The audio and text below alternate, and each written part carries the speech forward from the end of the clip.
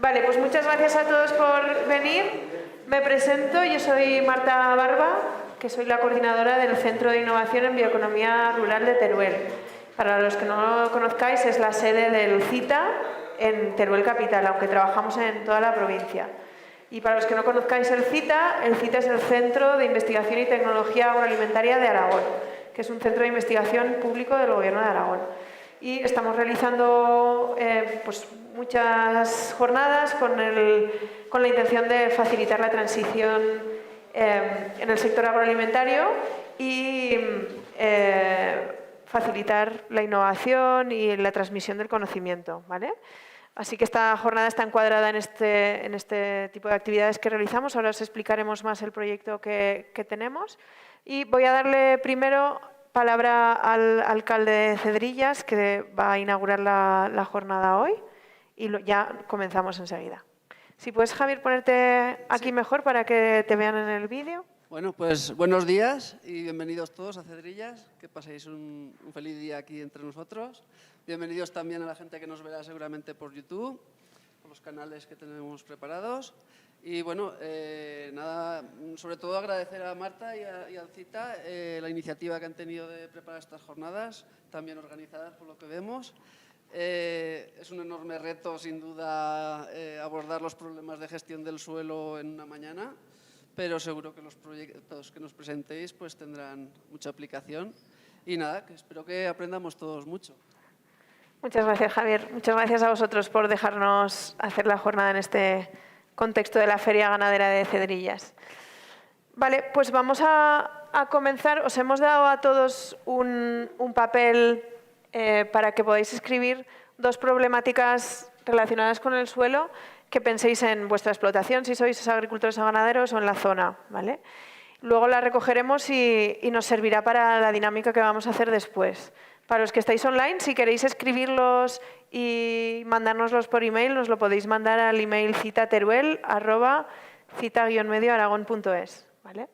Y los tendremos también en cuenta cuando hagamos la devolución de la jornada de hoy.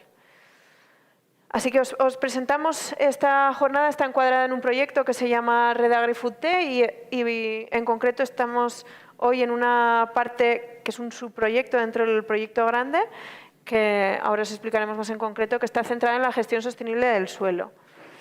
Este proyecto está financiado por los fondos de inversión de Teruel, los fondos FITE, y estamos varias personas trabajando en él. A mí, que ya me he presentado, mi compañera Luna, que la veis por ahí haciendo fotos, que somos las dos que coordinamos este proyecto. También veréis a otras compañeras que están Marta y Blanca, que hoy van a dinamizar la sesión de participación, y también a Cheri y Eli, que nos ayudan en otras partes del proyecto, ¿vale? Entonces, ¿qué vamos a hacer en la jornada de hoy?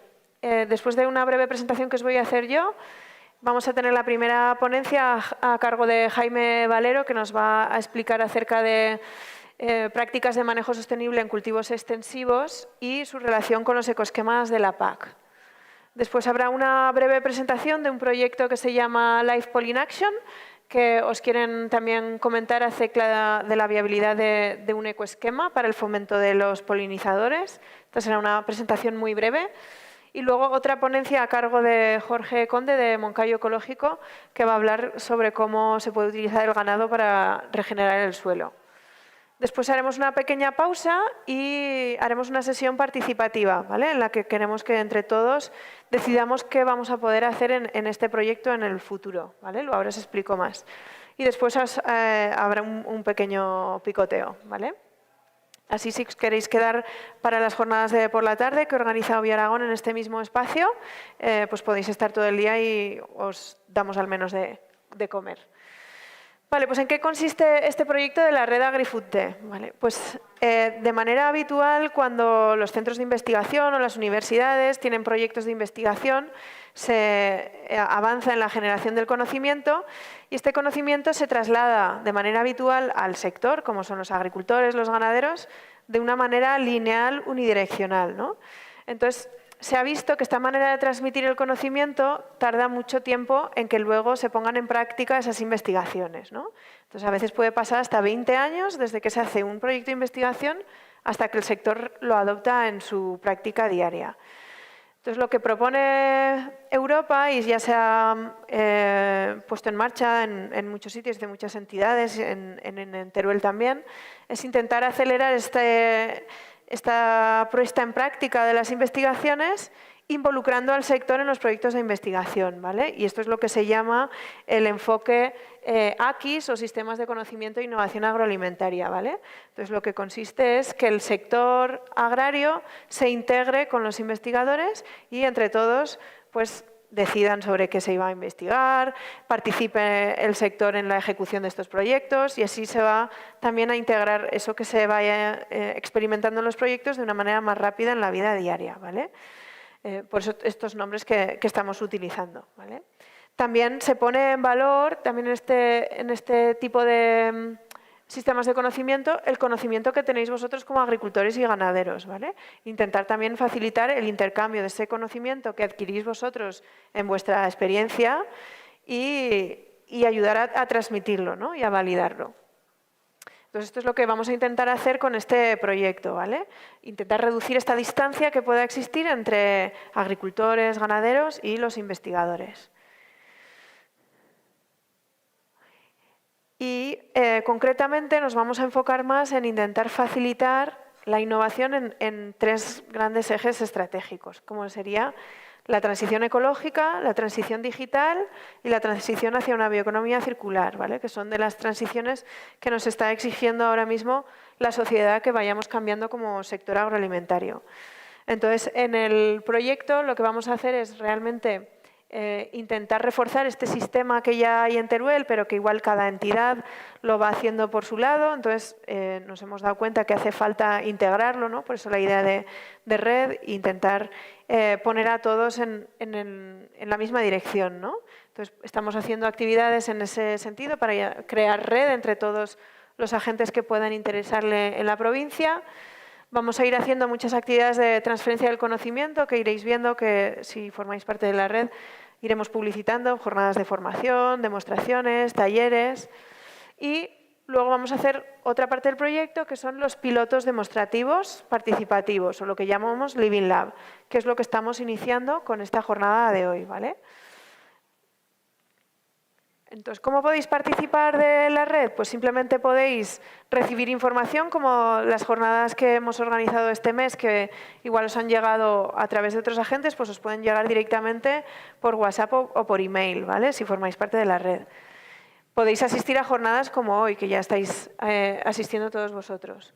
Podéis participar en las sesiones de co-creación como la que haremos luego, para así participar en lo que realmente vamos a hacer en el proyecto y que vuestra opinión cuente para decidir qué hacer. Podéis participar activamente también en los pilotos demostrativos, lo que llamamos Living Labs, ¿vale? Y también, si queréis y ser un miembro más activo, podéis incluso proponer o ayudarnos a organizar determinados eventos. Si queréis participar en la red y aún no estáis como miembros en la red, como colgaremos esta presentación en el repositorio en la web del CITA, podéis seguir este enlace para realmente darnos el permiso de que os mandemos toda esta información y vosotros podáis decidir en la manera que queréis participar. Entonces, ¿qué hemos hecho hasta ahora con este proyecto que se inició a principios de año? Pues durante la primavera se crearon 7 secciones de la red que están organizadas sectorialmente, que se hizo también de una manera participativa. Y hay secciones pues, de cultivos extensivos, de cultivos leñosos, de hortalizas y legumbres, de ganadería, de forestal también hay una sección, de transformación y consumo agroalimentario y también de turismo agroalimentario. Así que también podéis decirnos qué sección os interesa para que os mandemos información sobre ese tema. Entonces, lo que hicimos fue que ya organizamos una jornada por cada sección de la red y en esas jornadas lo que hicimos fue pediros que nos valorarais qué áreas estratégicas considerabais más importantes o interesantes para que tratásemos con el proyecto. Y eso nos ha servido para decidir sobre qué temas vamos a centrarnos en estos pilotos demostrativos que llamamos Living Labs, ¿vale?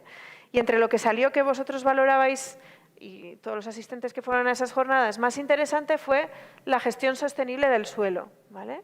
vimos que todas las secciones, o casi todas, menos la de turismo quizá, lo consideraban muy importante y muy interesante a trabajar con el proyecto, porque creen que podemos ayudar a avanzar a la provincia de Teruel en la gestión sostenible del suelo, ¿vale?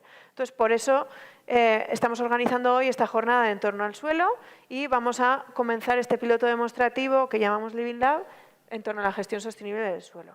¿Y por qué es tan importante el suelo? Bueno, pues porque el suelo tiene muchísimas funciones, que tampoco me quiero ahora extender mucho porque vamos a tener ponentes que nos hablen específicamente hoy del suelo, pero como todos sabéis, pues si no tuviéramos un suelo saludable, no podríamos producir alimentos, no podríamos soportar pues mucha de nuestra actividad, ¿no? Incluida pues paisajes, el patrimonio cultural o nuestra actividad diaria.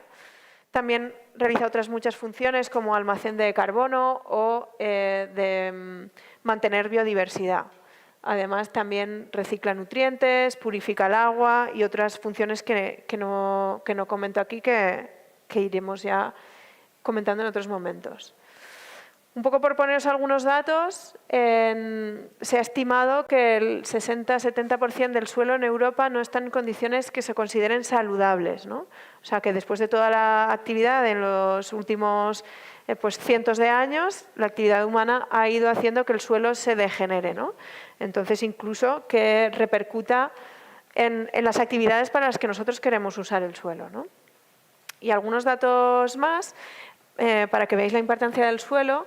1 centímetro del suelo puede tardar más de 100 años en formarse, pero se puede perder en un solo evento, como puede ser en una tormenta torrencial, ¿no? Entonces, por ejemplo, vemos aquí en esta imagen, que es de un campo agrícola de olivos. Vemos como en esta finca hay oliveras milenarias, con lo cual este muro de piedra pues, puede ser que tenga 1000 años, ¿no? Pero como en esos cientos de años se ha ido perdiendo todo ese suelo, ¿no? Gracias a la erosión del agua sobre todo y del viento, ¿no? Entonces, pues bueno, se pierden en Teruel de media unas 8,5 toneladas por hectárea cada año debido a la erosión del agua, ¿no? Que es una cifra que igual no nos dice mucho, pero bueno, vemos la cantidad, ¿no? de suelo que perdemos que se va al final a otras partes, ¿no? Seguramente al mar. Entonces, la Unión Europea le ha puesto mucho foco en darle importancia a que cambiemos nuestro manejo de suelo. No voy a centrarme en los datos que ponéis, simplemente porque veáis el contexto de por qué hacemos esto en este proyecto, ¿no? Y hay una iniciativa europea que se llama la Misión Suelos, donde hay también mucha financiación para hacer proyectos y para financiar actividades en concreto, ¿no? Entonces, desde ese contexto también están promoviendo este enfoque de lo que llamamos Living Lab, ¿no? Entonces, pues puede ser una oportunidad también para nosotros para poder continuar haciendo actividades en Teruel y conseguir fondos para hacer estos ensayos sobre dudas que vosotros tengáis, ¿no? Entonces, es una oportunidad que tenemos, ¿vale?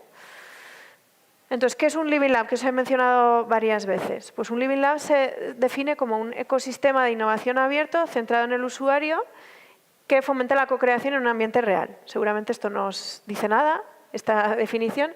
Lo que quiere decir es que vamos a juntar a todos los representantes de la investigación, del sector privado, incluyendo agricultores, ganaderos, empresas de transformación agroalimentaria, la administración pública y el usuario final, como puede ser el consumidor, para que entre todos decidamos cuál es el problema común que tenemos y busquemos soluciones. Soluciones que igual como individuos nosotros no las podemos probar porque no tenemos pues, los recursos económicos o los recursos prácticos para probarlas, pero con los recursos del proyecto podemos experimentar en un contexto real, que pueden ser incluso fincas vuestras o pueden ser fincas experimentales de alguna institución o se puede ver qué hacer, ¿no? Entonces, un poco esa es la idea, ¿no? Que entre todos vamos a decidir cuáles son los problemas a los que hay que buscar solución y probar esas soluciones antes de que nosotros con nuestros negocios las pondremos en práctica, ¿no?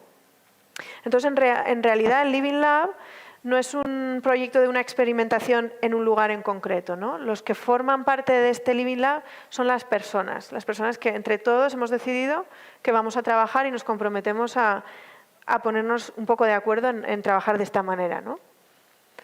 Entonces, ¿qué actividades se pueden hacer dentro de un Living Lab? Pues se pueden hacer actividades de investigación, de prácticas o el impacto que tienen en determinados ecosistemas. Pues igual hay prácticas innovadoras que se han demostrado en Burgos y nosotros pensamos que aquí no puedan ser útiles porque tenemos otra climatología, otro suelo. Pues igual simplemente replicar y ver si esas prácticas innovadoras aquí tienen sentido y funcionarían, ¿no? Podemos facilitar el intercambio de conocimiento, como os decía, no solo del sector investigación hacia el sector agrícola, sino también entre integrantes del sector agrícola, entre agricultor y agricultor, entre ganadero y ganadero. Podemos realizar demostraciones, podemos hacer visitas, talleres y todo también, pues eso, con un codiseño, una co-creación para que entre todos lo decidamos. Entonces, como os comentaba, lo que integra el Living Lab son las personas de diferentes tipos de entidades y podemos tener experimentaciones en diferentes sitios según lo que decidamos hacer, ¿no? ¿Y por qué la co-creación es importante? Como la sesión que haremos luego. Pues porque al decidir entre todos, ¿no?, la unión hace la fuerza. Entre todos podemos realmente abordar los problemas de una manera mejor. A veces tú tienes un problema y solo hablándolo con un vecino, ¿no?, se te ocurren ideas. Pues si ponemos a todos juntos con los conocimientos que tenemos cada uno, pues va a ser mucho más fácil que encontremos soluciones que realmente nos sirvan a todos, ¿no? Y como comentaba, pues podemos ayudar a adaptar prácticas que ya existan o pensar en nuevas prácticas que nos puedan servir en el contexto que hay en la provincia de Teruel. También un aspecto importante es que se impliquen las autoridades, tanto locales como de la administración de los gobiernos autonómicos y central, ¿no?, para intentar también facilitar, ¿no?, algunas barreras que pueda haber a la implementación de nuevas prácticas, ¿no? Aunque esto, pues, bueno, a veces es el mayor reto que tenemos, ¿no? Y luego también puede servir a veces para colaborar con otras entidades que incluso puedan financiar otras actividades que puedan surgir aquí como idea, ¿vale? Y por detallar un poquito más qué actividades podríamos hacer dentro de este piloto demostrativo o Living Lab, pues podemos hacer analíticas o estudios para conocer el estado de nuestros suelos, ¿no?, que a veces es algo que no hacemos, ¿no?, como agricultores o ganaderos. Podemos hacer ensayos de prácticas sostenibles en diferentes campos y en diferentes condiciones. Podemos hacer actividades demostrativas o pagar visitas a otros ensayos que estén en otras fincas un poco más lejanas aquí, que si no, no iríamos a hacerlo. Facilitar el acceso a información, si sabéis que existe o hay proyectos que se están haciendo pero no tenemos acceso a esa información, nosotros como estamos pues igual más conectados con otras entidades o tenemos acceso a artículos o proyectos, podemos facilitaros esa información. Organizaremos o se pueden organizar jornadas de formación presencial, online, se puede hacer asesoramiento o incluso elaboración de manuales de buenas prácticas, ¿vale? Esto es lo que queremos que decidamos entre todos luego, ¿vale? Para que así diseñemos entre todos lo que os puede ser útil con este proyecto, con los recursos que tenemos, para avanzar en Teruel, para hacer una mejor gestión del suelo. Así que no me enrollo más, os dejo ahí también la página web del proyecto en el que vamos a ir colgando todas las presentaciones de las jornadas que hacemos, que las grabamos todas, así que si habéis visto alguna que no habéis podido venir, que sepáis que las podréis visualizar y dejaremos también la documentación de la jornada de hoy, ¿vale? Por si os queréis descargar. A veces tardamos un poquito en colgarlo, pero estará colgado, ¿vale? Y voy a dar paso a la siguiente ponencia, si no nos enrollamos más con esta parte introductoria. Y le doy paso a Jaime para que comience con su charla.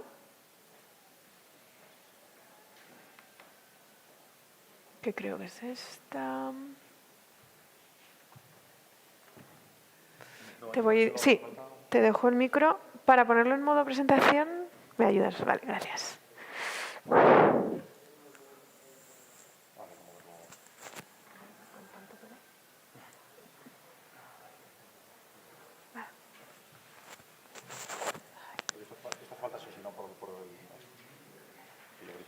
Sí, no, es porque lo grabamos. Claro.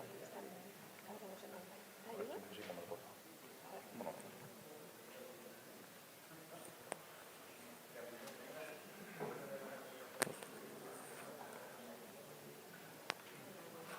No sé cómo va. ¿Esto cómo va? Así va al revés. Así va. Es para cabezas pequeñas. Sí. Tampoco me ha entrado ahí. No sé, ve si me roza. Ah, vale.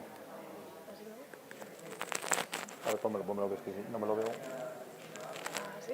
Vale. Y esto ahí. Que no me roce la barba, ¿no? Si no roza. Ah, vale.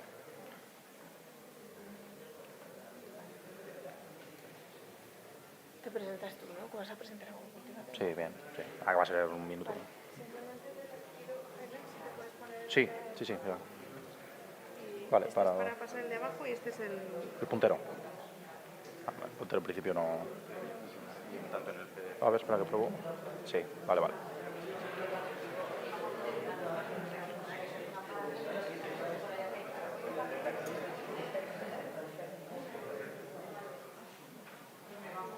Vale, pues si queréis, seguimos. Perdonad el cambio de ponente. Buenas, no sé si esto se oye bien. Sí. Vale, vale, yo no me oigo a mí mismo. Bueno, muy buenos días a todos, muchas gracias por venir y por la invitación para participar en esta jornada. Bueno, yo soy Jaime Valero, vengo de Agrocultívate, que somos una consultoría agrícola que estamos ubicados en Andorra, ¿vale? Trabajamos bueno, en toda la comunidad autónoma y tenemos varios pilares fundamentales o líneas de trabajo fundamentales. Una, por así decirlo, es relacionada con proyectos de pues, bueno, ganadería, obra civil y demás. Otra línea muy importante es todo lo que tiene que ver con PAC, ¿vale? Y otra línea muy importante y que cada vez, con visión de futuro, digamos, se van entremezclando más, es la línea de proyectos de investigación. O sea, al final, lo que hoy son proyectos de investigación que se están haciendo pues desde los distintos organismos que hay, lo que se aprecia claramente es que cada vez tienen más influencia en las políticas de los años que van a venir. O sea, las políticas agrarias común, por ejemplo, que tenemos, que ha venido tras la reforma, pues proviene de proyectos de investigación que se han venido haciendo pues hace 5, 6, 8, 10 años. Entonces, se van implementando y pues eso, que cada vez estas líneas de investigación con las líneas de PAC están más mezcladas porque al final el resultado de estas investigaciones acaban implementándose en el tema de la PAC. Voy a hacer una pequeña descripción. Yo creo que todos estáis más que de sobras al tanto del funcionamiento de la PAC, pero voy a hacer un breve esquema de lo que teníamos antes y de lo que tenemos ahora, ¿vale? Para que entendamos bueno, los cambios sustanciales a la hora de articular la PAC. Hasta ahora teníamos distintas líneas de ayudas principales. Me voy a centrar en las más importantes a nivel de lo que nos concierne en esta charla. Hasta ahora teníamos lo que venía siendo el pago básico y el pago verde, ¿vale? Eran pagos, el pago básico pues por cumplir una serie de requisitos básicos, ¿vale? O sea, mínimos y fundamentales, y después el pago verde, pues bueno, era una serie de características que había que cumplir, muy sencillas de cumplir, y bueno, pagaban, digamos, un plus, un porcentaje por encima de ese pago básico, ¿vale? Esto es lo que teníamos hasta ahora. ¿En qué se traduce tras la reforma con esto? Pues lo que es el pago básico, de alguna forma, ha mantenido el origen lo ha mantenido, y ahora pues bueno, son la ayuda básica a la renta, ¿vale? Los derechos de la ayuda básica a la renta para la sostenibilidad. Y se han generado dos nuevos grupos de pago, por así decirlo, líneas de ayuda, que una es el pago redistributivo, bueno, con el objetivo principal pues de redistribuir desde la idea inicial, en mi opinión, era pues bueno, desde las explotaciones más grandes, redistribuir el dinero en explotaciones pues medianas o las explotaciones familiares. Da la sensación de que al final el resultado ha sido un poco en explotaciones muy pequeñas, se ha redistribuido en explotaciones más pequeñas más que en las medianas.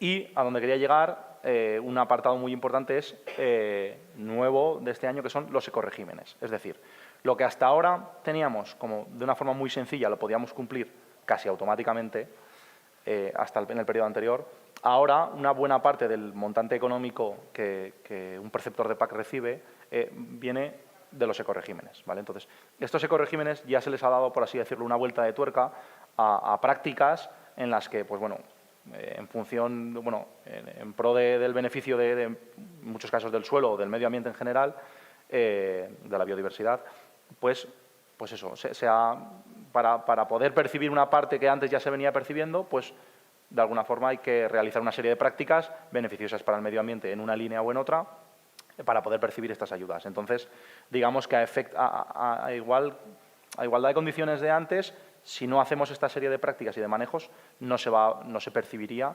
pues bueno, este montante económico. Tiene un sentido, o sea, al final, pues como comentaba Marta, pues desde la Unión Europea y desde muchos organismos pues están poniendo en valor el suelo, la importancia que tiene y bueno, muchos de estos suelos están muy degradados y pues hay que intentar, en la medida de lo que buenamente se pueda, revertir esta situación. Hay que entender que lo que es la PAC ya no es un cobro por producir, ya hace tiempo que esto dejó de ser así y cada vez pues los requisitos son y van a ser pues enfocados a, pues, bueno, a conseguir otros beneficios medioambientales, por supuesto, sin olvidar, bueno, o al menos las explotaciones no deben de olvidar la producción, porque al final tenemos que vivir y las explotaciones agrícolas tienen que ser rentables, pero pues bueno, se van pues, bueno, forzando de alguna manera a hacer otra serie de prácticas que al final, pues bueno, si se quiere seguir percibiendo cuantías similares, pues vamos a ir viendo que hay que hacer una serie de prácticas que ahora vamos a ver. No lo he dicho, cualquier duda o lo que sea, comentarlo en el directo, o sea, comentarlo y que, bueno, que podemos interactuar y cualquier comentario que queráis decir, estamos para esto. Entonces, bueno, en cuanto a los ecoregímenes, nos vamos a centrar en los de, bueno, en cultivos extensivos, principalmente, pues bueno, en tema del pastoreo, que aquí la mayoría entiendo que seréis ganaderos, y luego en los de tierras de cultivo de labor. He dejado de lado el arbolado principalmente porque, bueno, entiendo que la feria es principalmente ganadera y, pues bueno, lo que tiene que ver más con la ganadería y con los cultivos para alimentar forraje o para generación de pienso para estos animales. Entonces, hay como dos líneas principales, se establece la agricultura del carbono y la de agroecología. Entonces, dentro de la agricultura del carbono, con el objetivo de pues, fijar carbono, ¿no? Luego comentaré pues, los beneficios que esto tiene, que ya, bueno, seguramente ya lo sabréis la mayoría. Tenemos el pastoreo extensivo, tenemos el ecorégimen de la siembra directa, tenemos bueno, las cubiertas vegetales y después, en cuanto a agroecología, los dos más importantes en los que, bueno, las explotaciones de la zona y de la gente que podéis estar ahora mismo escuchando, más nos influyen pues son la rotación de cultivos con especies mejorantes y los establecimientos de islas de biodiversidad. Ahora pasaremos a explicar cada uno de ellos. Como ya sabréis, una misma explotación puede acogerse a distintos ecoregímenes en función bueno, de su casuística particular y del diseño de la explotación que tenga. Y sobre un recinto, digamos, podemos acogernos a un único ecorégimen, pero en una explotación podemos acogernos a varios ecoregímenes. ¿Vale? Bueno, voy a la parte económica al principio porque yo soy partidario de que esto es una cosa que nunca se debe dejar. Al final somos explotaciones agrícolas, hay que sacarlas adelante y tenemos que poder darnos vida. Entonces, esto es una parte muy importante que habrá que complementar y congeniar bien con las medidas para trabajar. Estos días precisamente se han publicado los importes previstos para estos ecoregímenes. Voy a comentar los que había inicialmente y comentaremos también los que posteriormente, en principio, de forma provisional, hay. Pues, por ejemplo, el tema del pastoreo extensivo, pues bueno, consiste en pastar con el propio ganado, explotación, bueno, los recintos de pastos o pastos permanentes o pastos temporales, digamos, pues praderas bueno, depende de cada zona, es de una forma o es de otra, pero pues, consiste en pastar con los animales y garantizar que se pastan estos recintos, ¿vale? Ahora veremos qué beneficios tiene también sobre el suelo. Tema de la siembra directa, teníamos también, pues bueno, importes a las primeras 70 hectáreas de en torno a 47 euros y de las 70 en adelante, a priori, esto era lo que se comentaba en principio, 33 euros con un plus adicional, que lo comentaremos después, de 25 euros por hectárea, si repetíamos año tras año, porque se entiende que los beneficios de la práctica son todavía mejores si repetimos año tras año. Si lo hacemos un año, pues bueno, podemos mejorar algo, pero esto es más una visión a futuro que a corto plazo. Tenemos islas de biodiversidad, que que en esta zona no tiene sentido, es más para zonas del Pirineo, con praderas de siega y demás, que yo creo que aquí en esta zona no es muy habitual. Puede haber alguna, pero son las menos. Rotación con cultivos con especies mejorantes, con leguminosas o otra serie de especies mejorantes que se establecen, con los mismos importes, 47 euros era la previsión para las primeras hectáreas y 33 para las siguientes hectáreas a partir de la hectárea 70. En secano y luego en regadío, pues 150 euros, 151 euros para las primeras 25 hectáreas y 103, 106 para las hectáreas de la 25 en adelante. Y por último, establecimiento de islas de biodiversidad, que la previsión estaba en torno a 56 euros por hectárea, ¿vale?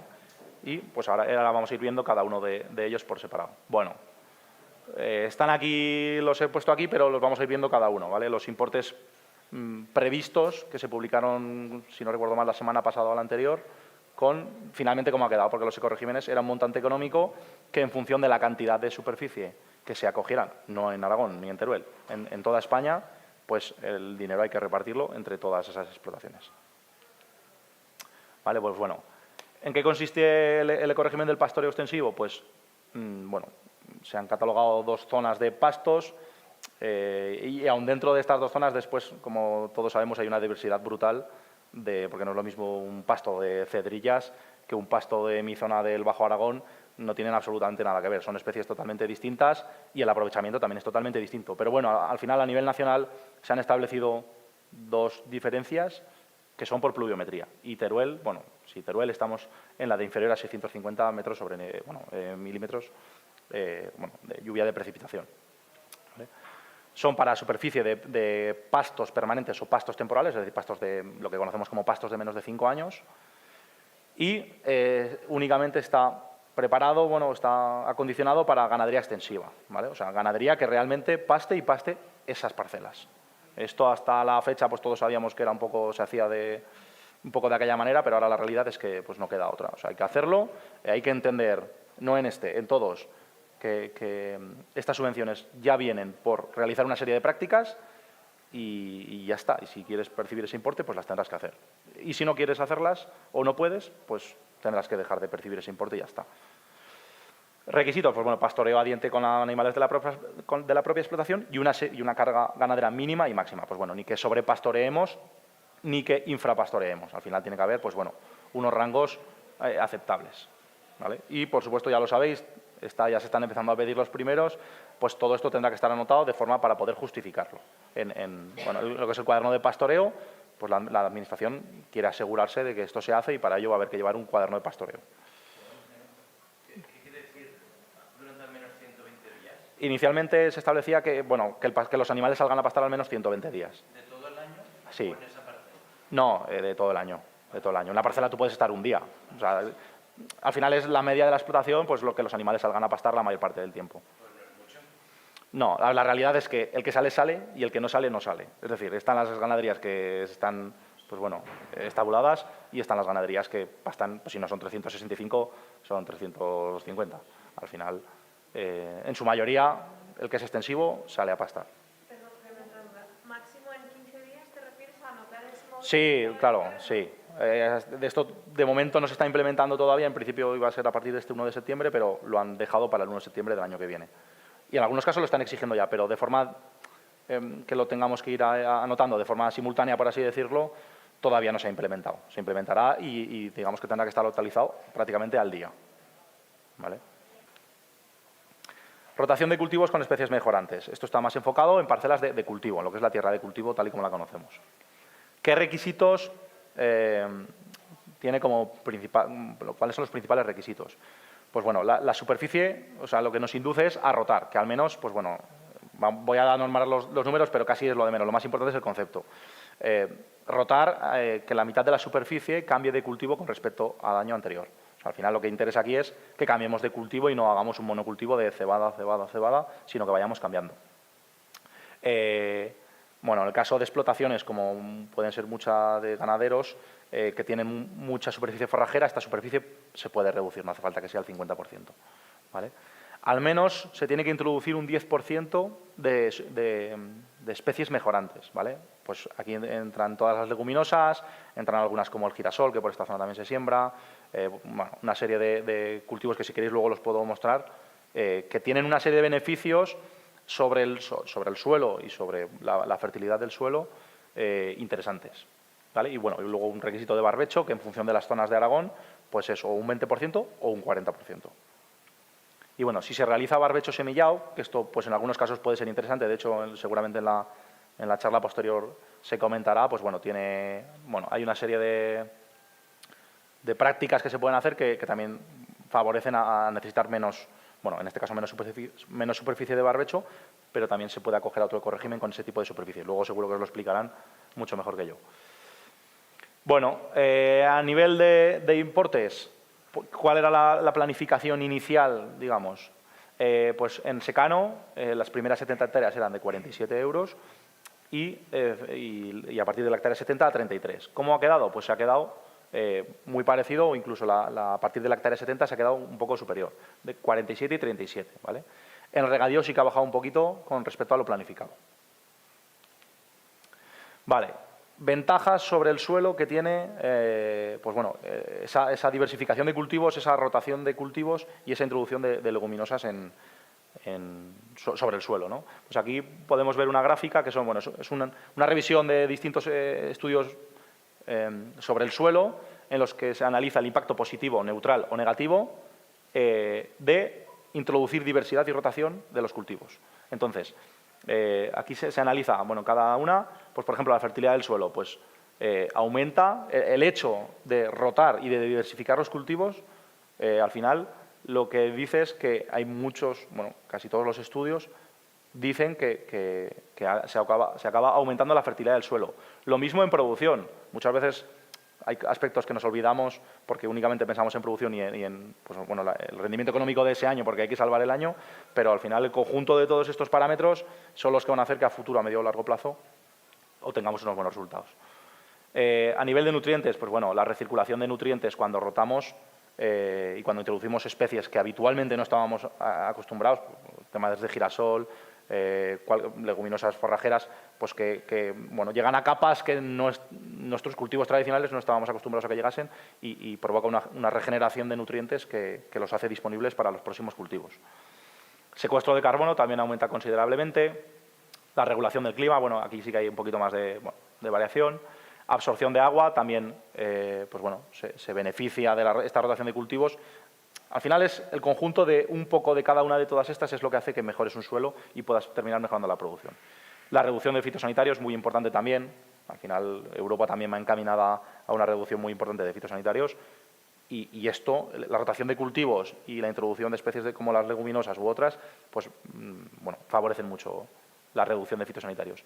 Aumenta considerablemente, por supuesto, la biodiversidad y, bueno, a nivel de polinización, que luego también seguro que se comenta, pues también es muy, muy beneficioso. ¿La regulación del clima tiene más parte negativa?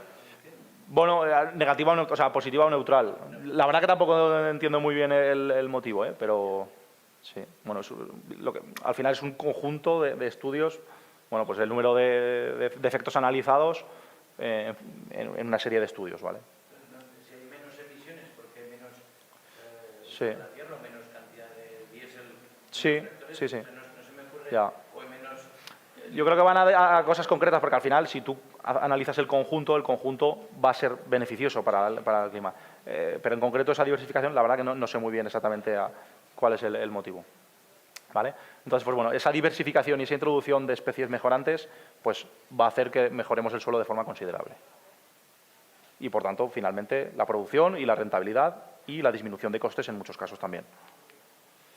Bueno, el ecorégimen de la siembra directa, no sé si en esta zona la estáis trabajando o no. Bueno, al final consiste, pues eso, en reducir el laboreo al máximo y en la siembra con máquinas de siembra directa. ¿Cuáles son los importes económicos que había y que finalmente se han quedado? Bueno, aquí creo que no sé si lo he actualizado. Si no, bueno.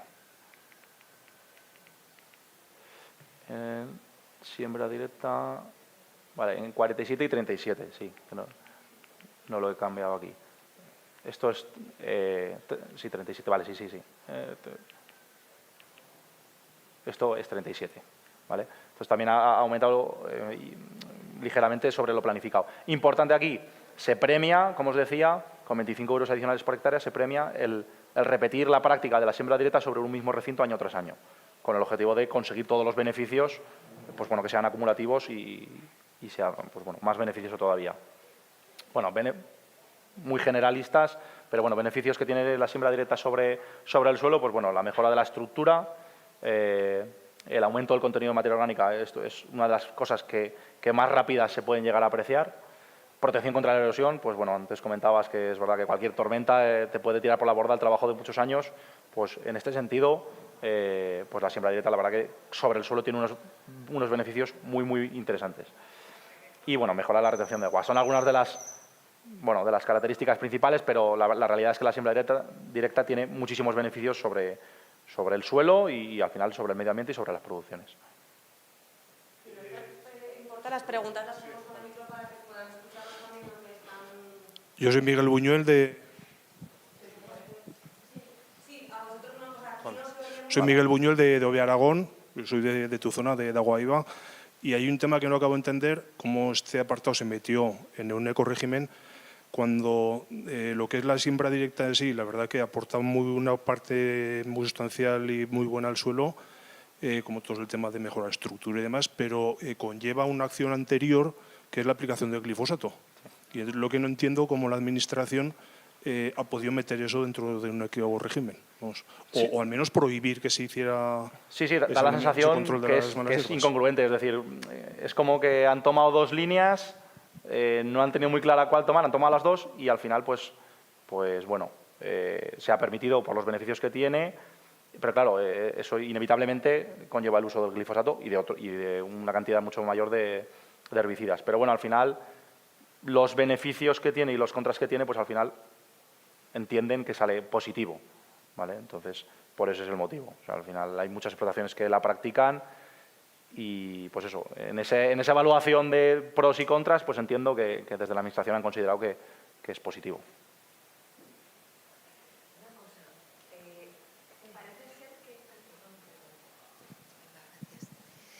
Parece ser que cuando se hace siembra directa, con el paquete tecnológico que implica, sí que se muestra un aumento de la materia orgánica del suelo, ¿no? Aunque no sea materia orgánica viva y la biodiversidad sufra, pero sí que hay un aumento de materia orgánica. Entonces puede ser por eso, ¿no?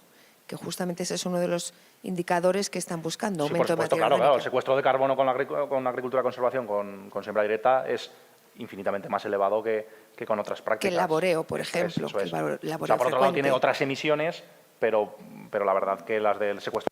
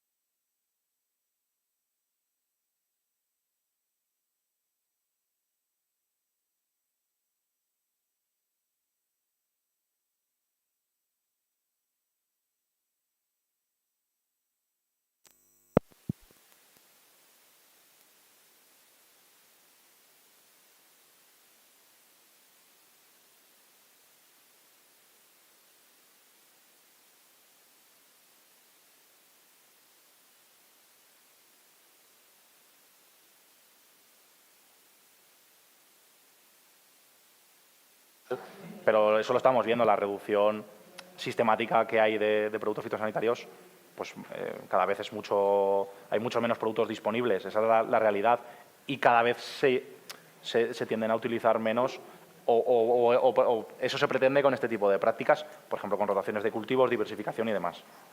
Pero bueno, ahí está claro que tiene razón. Que al hilo... Vale. Bueno, que no hace falta, pero sí.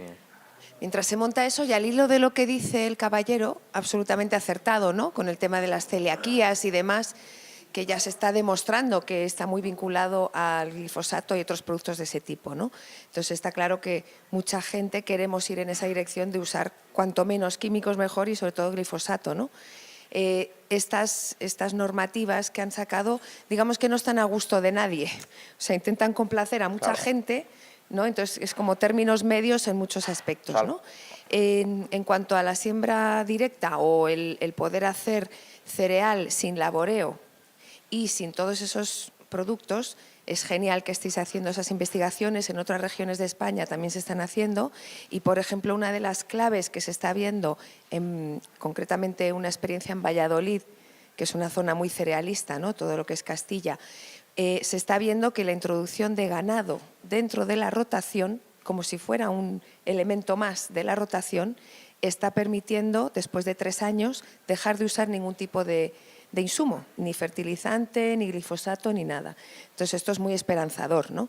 Y tiene mucho que ver con el tema de hoy, que es el vínculo, ¿no?, de la agricultura con la ganadería y esa integración ganadera en beneficio de todos. Así que creo que en ese sentido vamos en buena línea, pero hay mucho que hacer todavía. Yo aprovecho y me presento, soy Ana Digón de la Asociación de Agricultura Regenerativa. Me han invitado las compañeras a venir para poder aportar también esa visión de la ganadería introducida en agricultura, ¿no? Y cómo podemos mejorar las cosas para todos, para todas. Gracias. Muchas gracias. Vale. Bueno, pues a nivel de, pues ya lo hemos comentado, la siembra directa. El otro ecorégimen en tierras de cultivo, que este es un poquito el más... A nivel medioambiental es muy sencillo de entender, pero a nivel agronómico pues es el que más cuesta seguramente de entender, ¿no? Pero al final consiste en generar unos espacios de biodiversidad, tal y como se llama el ecorégimen, pues para aumentar la biodiversidad existente en nuestras parcelas. Hay distintas formas de hacerlo y hay que acumular unos porcentajes de superficie en relación a nuestra explotación. ¿Vale? Pues bueno, en cultivos de secano estamos hablando de un 7%, en regadío un 4% y en cultivos permanentes, en arbolado y demás, un 4%. ¿Vale? ¿Cómo podemos acumular estos espacios de biodiversidad? Pues bueno, hay una serie de opciones en las que sobre estas superficies no se pueden aplicar tampoco fitosanitarios, ¿vale? Pues bueno, y consiste en preservar pues zonas que albergan biodiversidad o potenciar otras zonas que hasta ahora no estaban, ¿no? Pues tierras en barbecho de biodiversidad. Esto consiste en la mezcla de una serie de especies con efectos mejorantes para ponerlas en disposición de la biodiversidad y que puedan aprovecharse de ella, ¿vale? Los márgenes o las terrazas tal y como conocemos, árboles en hilera, árboles aislados, charcas, pues bueno, en estos enclaves, digamos, siempre hay una acumulación de biodiversidad y eso es lo que se pretende potenciar. ¿Cuál es la realidad de este ecorégimen? Que al final el resumen ha sido que una de las opciones era las zonas de no cosechado y la realidad es que se ha reducido, en mi opinión, se ha reducido exclusivamente a dejar superficie de cereal sin cosechar. Objetivos medioambientales cumplidos más que sobradamente, objetivos económicos o productivos no termina de tener sentido del todo. Así como los otros sí que tienen los dos beneficios, ¿no? Un buen manejo te da mejora del suelo, mejora del medio ambiente y, por otro lado, una buena economía, pues no terminas de ver los dos enfoques, ¿no? El medioambiental está claro, pero el productivo, pues bueno, en mi opinión, no lo termina de tener. ¿Vale? Y bueno, esto era uno de los aspectos que quería comentar, pues esa influencia de los ecoregímenes y el por qué, al final, el por qué se han hecho esos, pues tienen unos motivos y bueno, hay que ir trabajando en ellos y en mejorar los manejos del suelo, que al final tenemos mucho que aprender, por mucho que nos parezca que sepamos, tenemos mucho todavía por aprender. Luego, bueno, simplemente por comentar...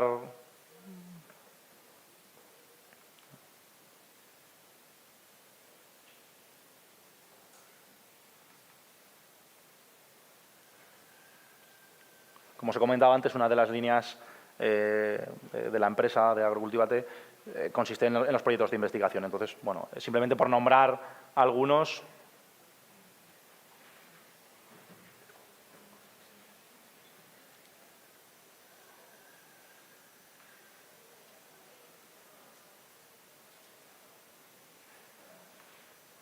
Vale. en algunos de los grupos de investigación en los que estamos trabajando, pues porque bueno, vemos que hay recorrido ahí y que al final pues este tipo de investigaciones pues tienen su efecto, en los años venideros tiene su efecto.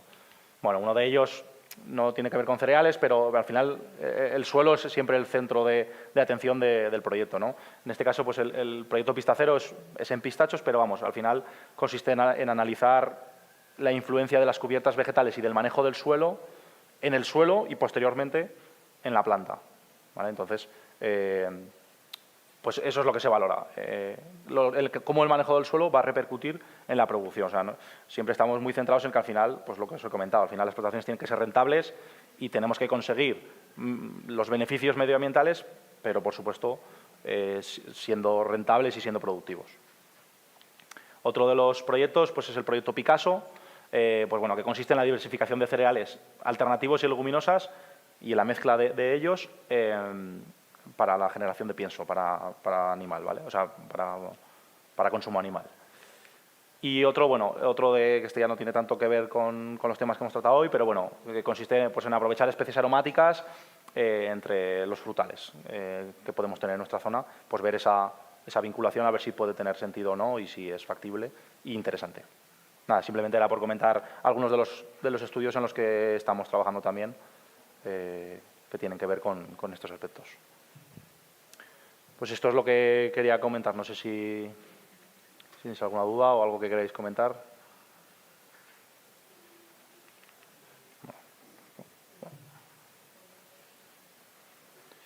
Vale, pues como ya habéis ido preguntando sobre la marcha, si tenéis alguna pregunta más podéis hacerla ahora o lo podéis hacer después que Jaime va a estar toda la Tendré que marchar ahora. mañana. Sí. Bueno. Un rato. Sí. Vale, pues pasamos al siguiente ponente. Enrique, si quieres. Mientras hacemos el cambio de ponentes, os digo que vamos a pasar la lista de asistencia para que tomemos lista, por favor. Tiene varias columnas. En la primera os preguntamos si queréis formar parte de la red del sistema, que ya os ha explicado que hay muchas modalidades para formar parte de la red, ¿vale? Entonces, si no lo habéis dicho ya, pues aquí podéis decir que queréis estar en la red. Luego, la segunda columna es tema de protección de datos. Básicamente es para que nos podamos comunicar con vosotros, porque si no, no podemos enviar información. Y la tercera columna que pone participación suelos, ¿la explicaremos luego? Sí, o sea, es una columna que la hemos planteado porque en algunas ocasiones nos han dicho la gente que quieren hacer ensayos en sus parcelas. Entonces, si lo tenéis clarísimo y queréis participar en el proyecto de Living Labs, podéis marcarlo ya. Si os queréis esperar al final también, o sea, eso podéis hacerlo ahora o al final de la sesión, ¿vale? Y luego voy a aprovechar también a recoger los papelitos ya que os hemos dado y si los podéis ir pasando como la línea esta, ¿vale?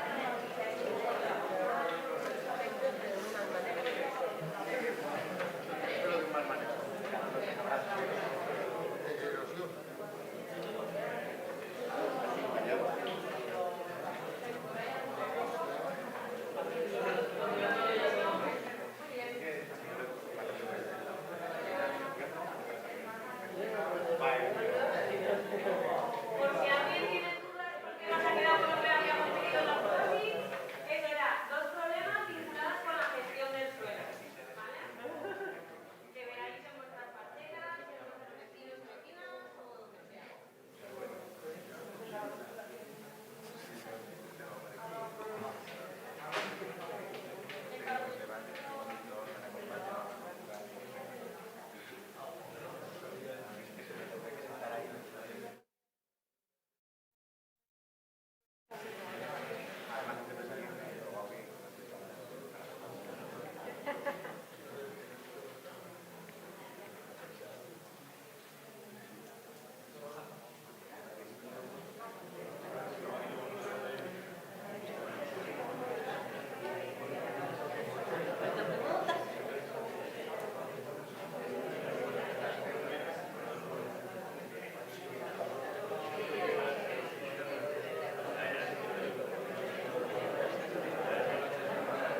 Vale, Sí. pues vamos a seguir.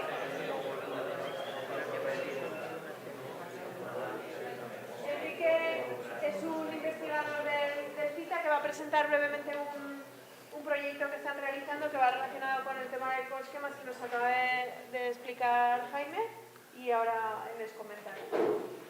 Vale, pues antes que nada darte las gracias a ti, Marta, y al Cita de Teruel en general por sacarnos estos 5 minutos. Yo voy a ser muy breve y queríamos venir aquí para presentar parte de este proyecto y presentar lo que queremos hacer, porque también hemos venido a la feria de hoy para tratar de recoger la opinión de agricultores y ganaderos, ¿no? Tenemos una encuesta y luego estaremos por si alguien quiere participar. Entonces, a rasgos generales, este proyecto es un proyecto LIFE financiado por la Unión Europea y lo que busca es hacer acciones para potenciar la polinización tanto en zonas rurales como en zonas urbanas. Está en Italia y en España. En Italia se centran más en zonas urbanas, márgenes de carreteras, conexión urbano-rural, y en España se centra más en la zona rural y marginal. Concretamente hay casos de estudio en Cantavieja y en Egea. Y entonces lo que se está probando en estos casos de estudios concretos, ¿no?, es la implantación de acciones, este ecorégimen de biodiversidad, que permita proteger a los insectos polinizadores, que también repercute luego sobre esa polinización en los propios cultivos, ¿no? Y entonces, pues ver un poco cómo se puede apoyar a aquellos agricultores que hacen este tipo de prácticas que fomentan la diversidad de polinizadores. Entonces, el proyecto empezó hace un par de años, durará hasta 2024-2025 y nada, eso es a líneas generales el proyecto. Y lo que me gustaría centrarme es, pues, cuando hemos estado empezando a indagar un poco más, viendo la complejidad que tiene el ecoesquema de biodiversidad, pues ver cuál es su viabilidad y qué características podría tener el ecoesquema, ¿no? Esta investigación que se hace antes de que salga la nueva PAC, ¿no? Pues ver qué podemos hacer contando con la opinión de agricultores y ganaderos, que son los que están implementando lo que existe en la actualidad, para intentar mejorar de cara al futuro, ¿no? Entonces, hemos preparado una encuesta muy breve para recoger vuestra percepción sobre diferentes características que debería tener o que se pueden cambiar del ecoesquema para que su implantación sea más sencilla o haya mayor disposición a participar, ¿no? Entonces, pues simplemente mi compañera Pilar y yo vamos a estar hoy aquí y estaremos tanto fuera como dentro, por si cualquier persona quiere unirse, pues nosotros estaremos más que encantados y si no nos acercaremos también para tratar de recoger pues vuestras opiniones. Así que esto es todo y muchas gracias.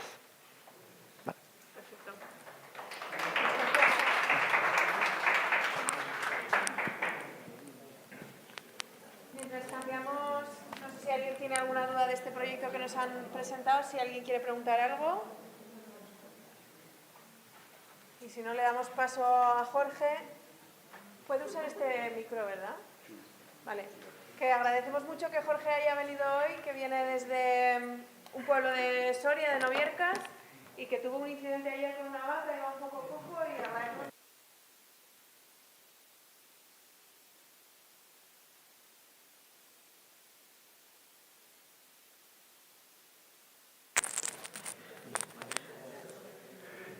Hola, ¿se me escucha?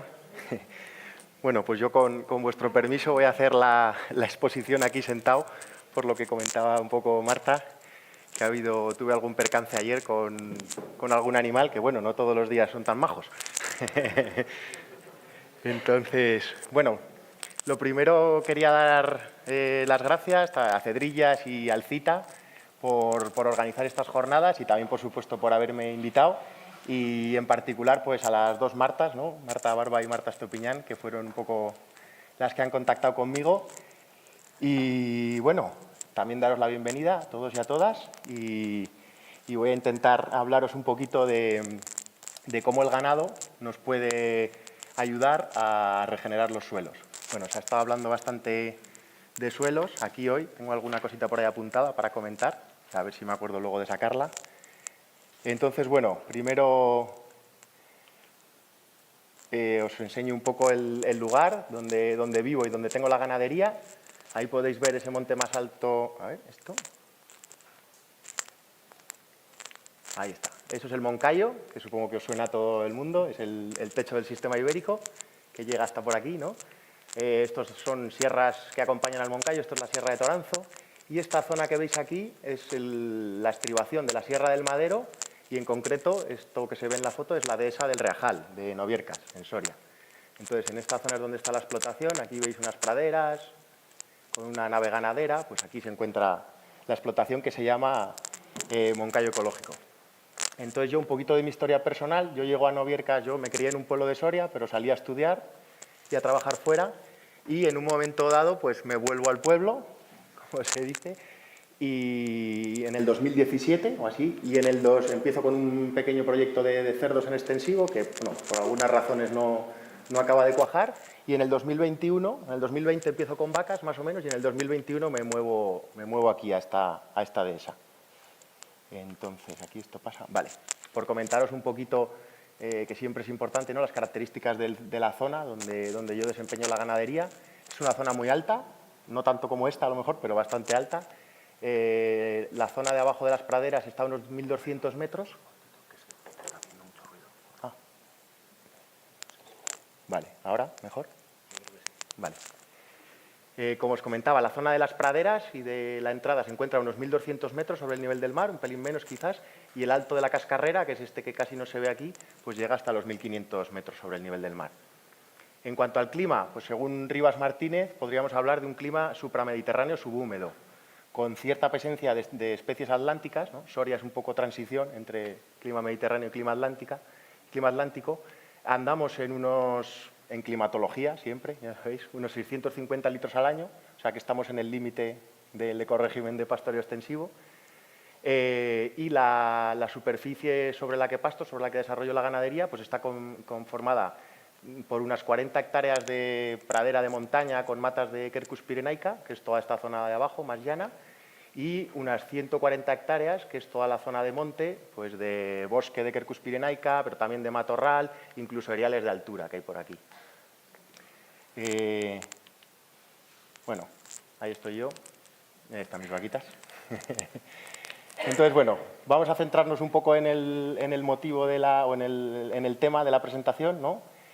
Y vamos a empezar por el título. Le he querido llamar Ganado, una herramienta para regenerar los suelos, ¿no? Entonces, deshaciendo un poco el título, pues intentaré comentar primero, aunque yo creo que ya hay bastante conocimiento aquí y se ha comentado bastante, qué son los suelos, qué significa regenerarlos, ¿no?, y si el ganado nos puede ayudar en esa tarea. Entonces, primero, ¿qué es el suelo? Bueno, pues me gusta poner un poco esta imagen, ¿no?, porque y sacar un poco a la gente de la noción del suelo es eso que pisamos o que sirve para sujetar las plantas. No, el suelo es algo más. El suelo, como os ha comentado antes, nos proporciona agua limpia, es la base de la cadena trófica, nos proporciona alimentos. Quiero decir, sin un suelo vivo y sano, la vida en la tierra sería imposible.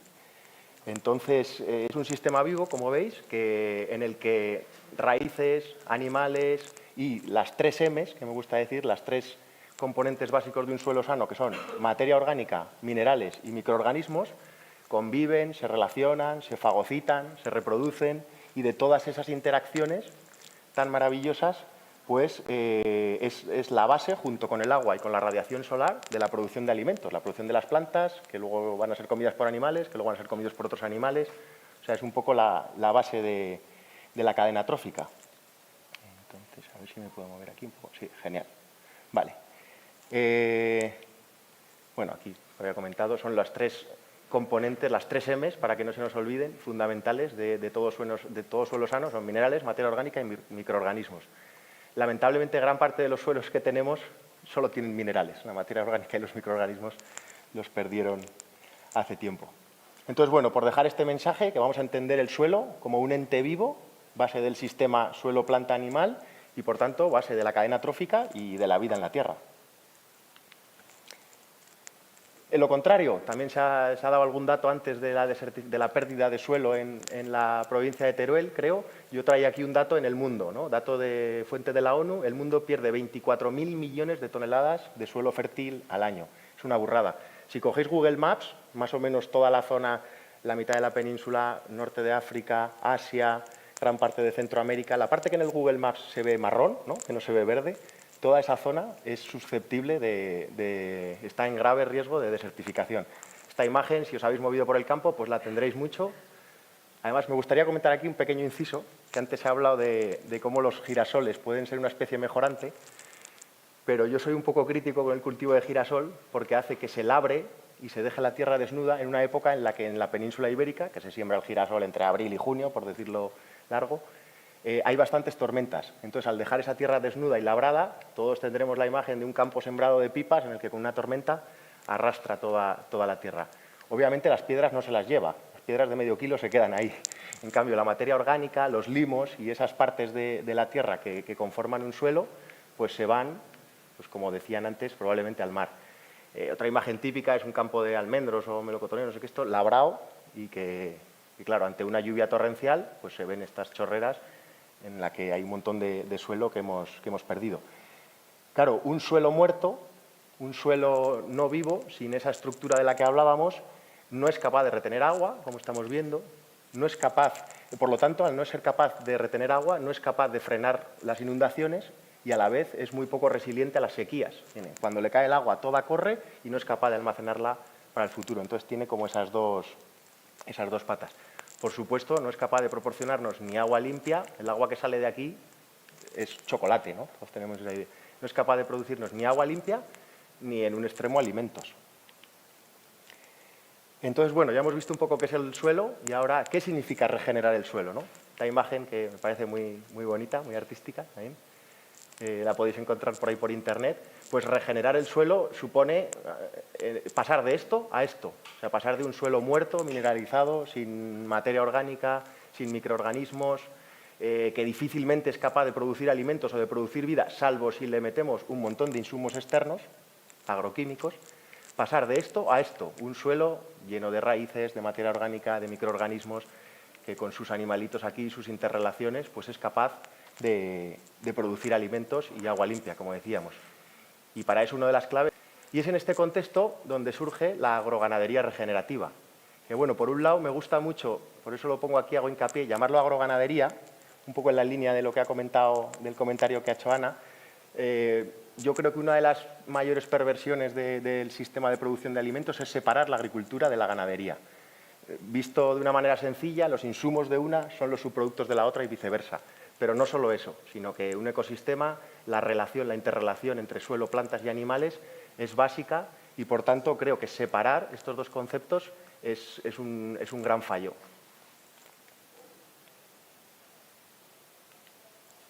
Entonces, ya que os he comentado qué es la agroganadería regenerativa, ¿no? Pues sí que me gustaría en esta transparencia dejar un mensaje. Podríamos hablar de diversas prácticas que se considerarían ganadería regenerativa, como podría ser pastoreo racional de Boissin, luego hablaremos un poco más de él, diseño hidrológico en línea clave, manejo holístico y muchos otros, ¿vale? También podríamos hablar un poco de las teorías o de las tesis de los grandes gurús de la agricultura regenerativa, como podrían ser Boissin, el profesor Piñeiro, Darren Doherty o Alan Savory. Pero bueno, yo creo que como no tenemos demasiado tiempo y Internet está ahí para todos, pues podéis tomar estos e investigar un poquito por Internet sobre estos conceptos. También podríamos hablar de los ejemplos de agricultura regenerativa que hay en España, que hay muchos y muy buenos, como son Finca Planeses, Mundos Nuevos, Poultry, Pavos Bio, no sé si os suenan, y bueno, Moncayo Ecológico, del cual sí que hablaremos un poco hoy, claro. Pero sobre todo, lo que me gustaría dejar claro, transmitir el mensaje es que la ganadería regenerativa no es una receta, no es un manual de instrucciones. Es decir, ganadería regenerativa, pues hay que hacer esto, esto, esto y esto. No, sino que el concepto de agroganadería regenerativa, que se llama regenerativa, no sé si lo he dicho antes, porque busca regenerar los suelos, es más un concepto, es una filosofía, es siempre buscar la regeneración de los suelos, el aumento de la materia orgánica. Entonces, tenía por aquí, y eso, la regeneración de los suelos y con ello el aumento de la productividad, ¿por qué no decirlo? Un suelo más sano tiene más producción, tanto de producción primaria en forma de hierba como de producción de carne en ganadería, creo que también se ha comentado un poco antes. Nos permite disminuir los insumos y, por tanto, aumentar la rentabilidad de nuestras explotaciones, que creo que esto es un punto importante. Esto tampoco va solo de una filosofía de qué bonito es esto, sino que también repercute en un aumento de la productividad y, por tanto, de la disminución de los insumos y, por tanto, de la rentabilidad. Y luego, así un poco por resumir esta idea, es una frase que me gusta decir, que es agroganadería regenerativa aquella que en su contexto y con sus herramientas tiene como faro en todo momento la regeneración de los suelos. Entonces, ese mensaje sí que me gustaría que quedara claro, que es más un faro, más que unas recetas. Y luego hay otra idea básica que me gustaría transmitir, que es como para mí es un principio básico de la agricultura regenerativa, que es imitar a la naturaleza, no corregirla, ¿no?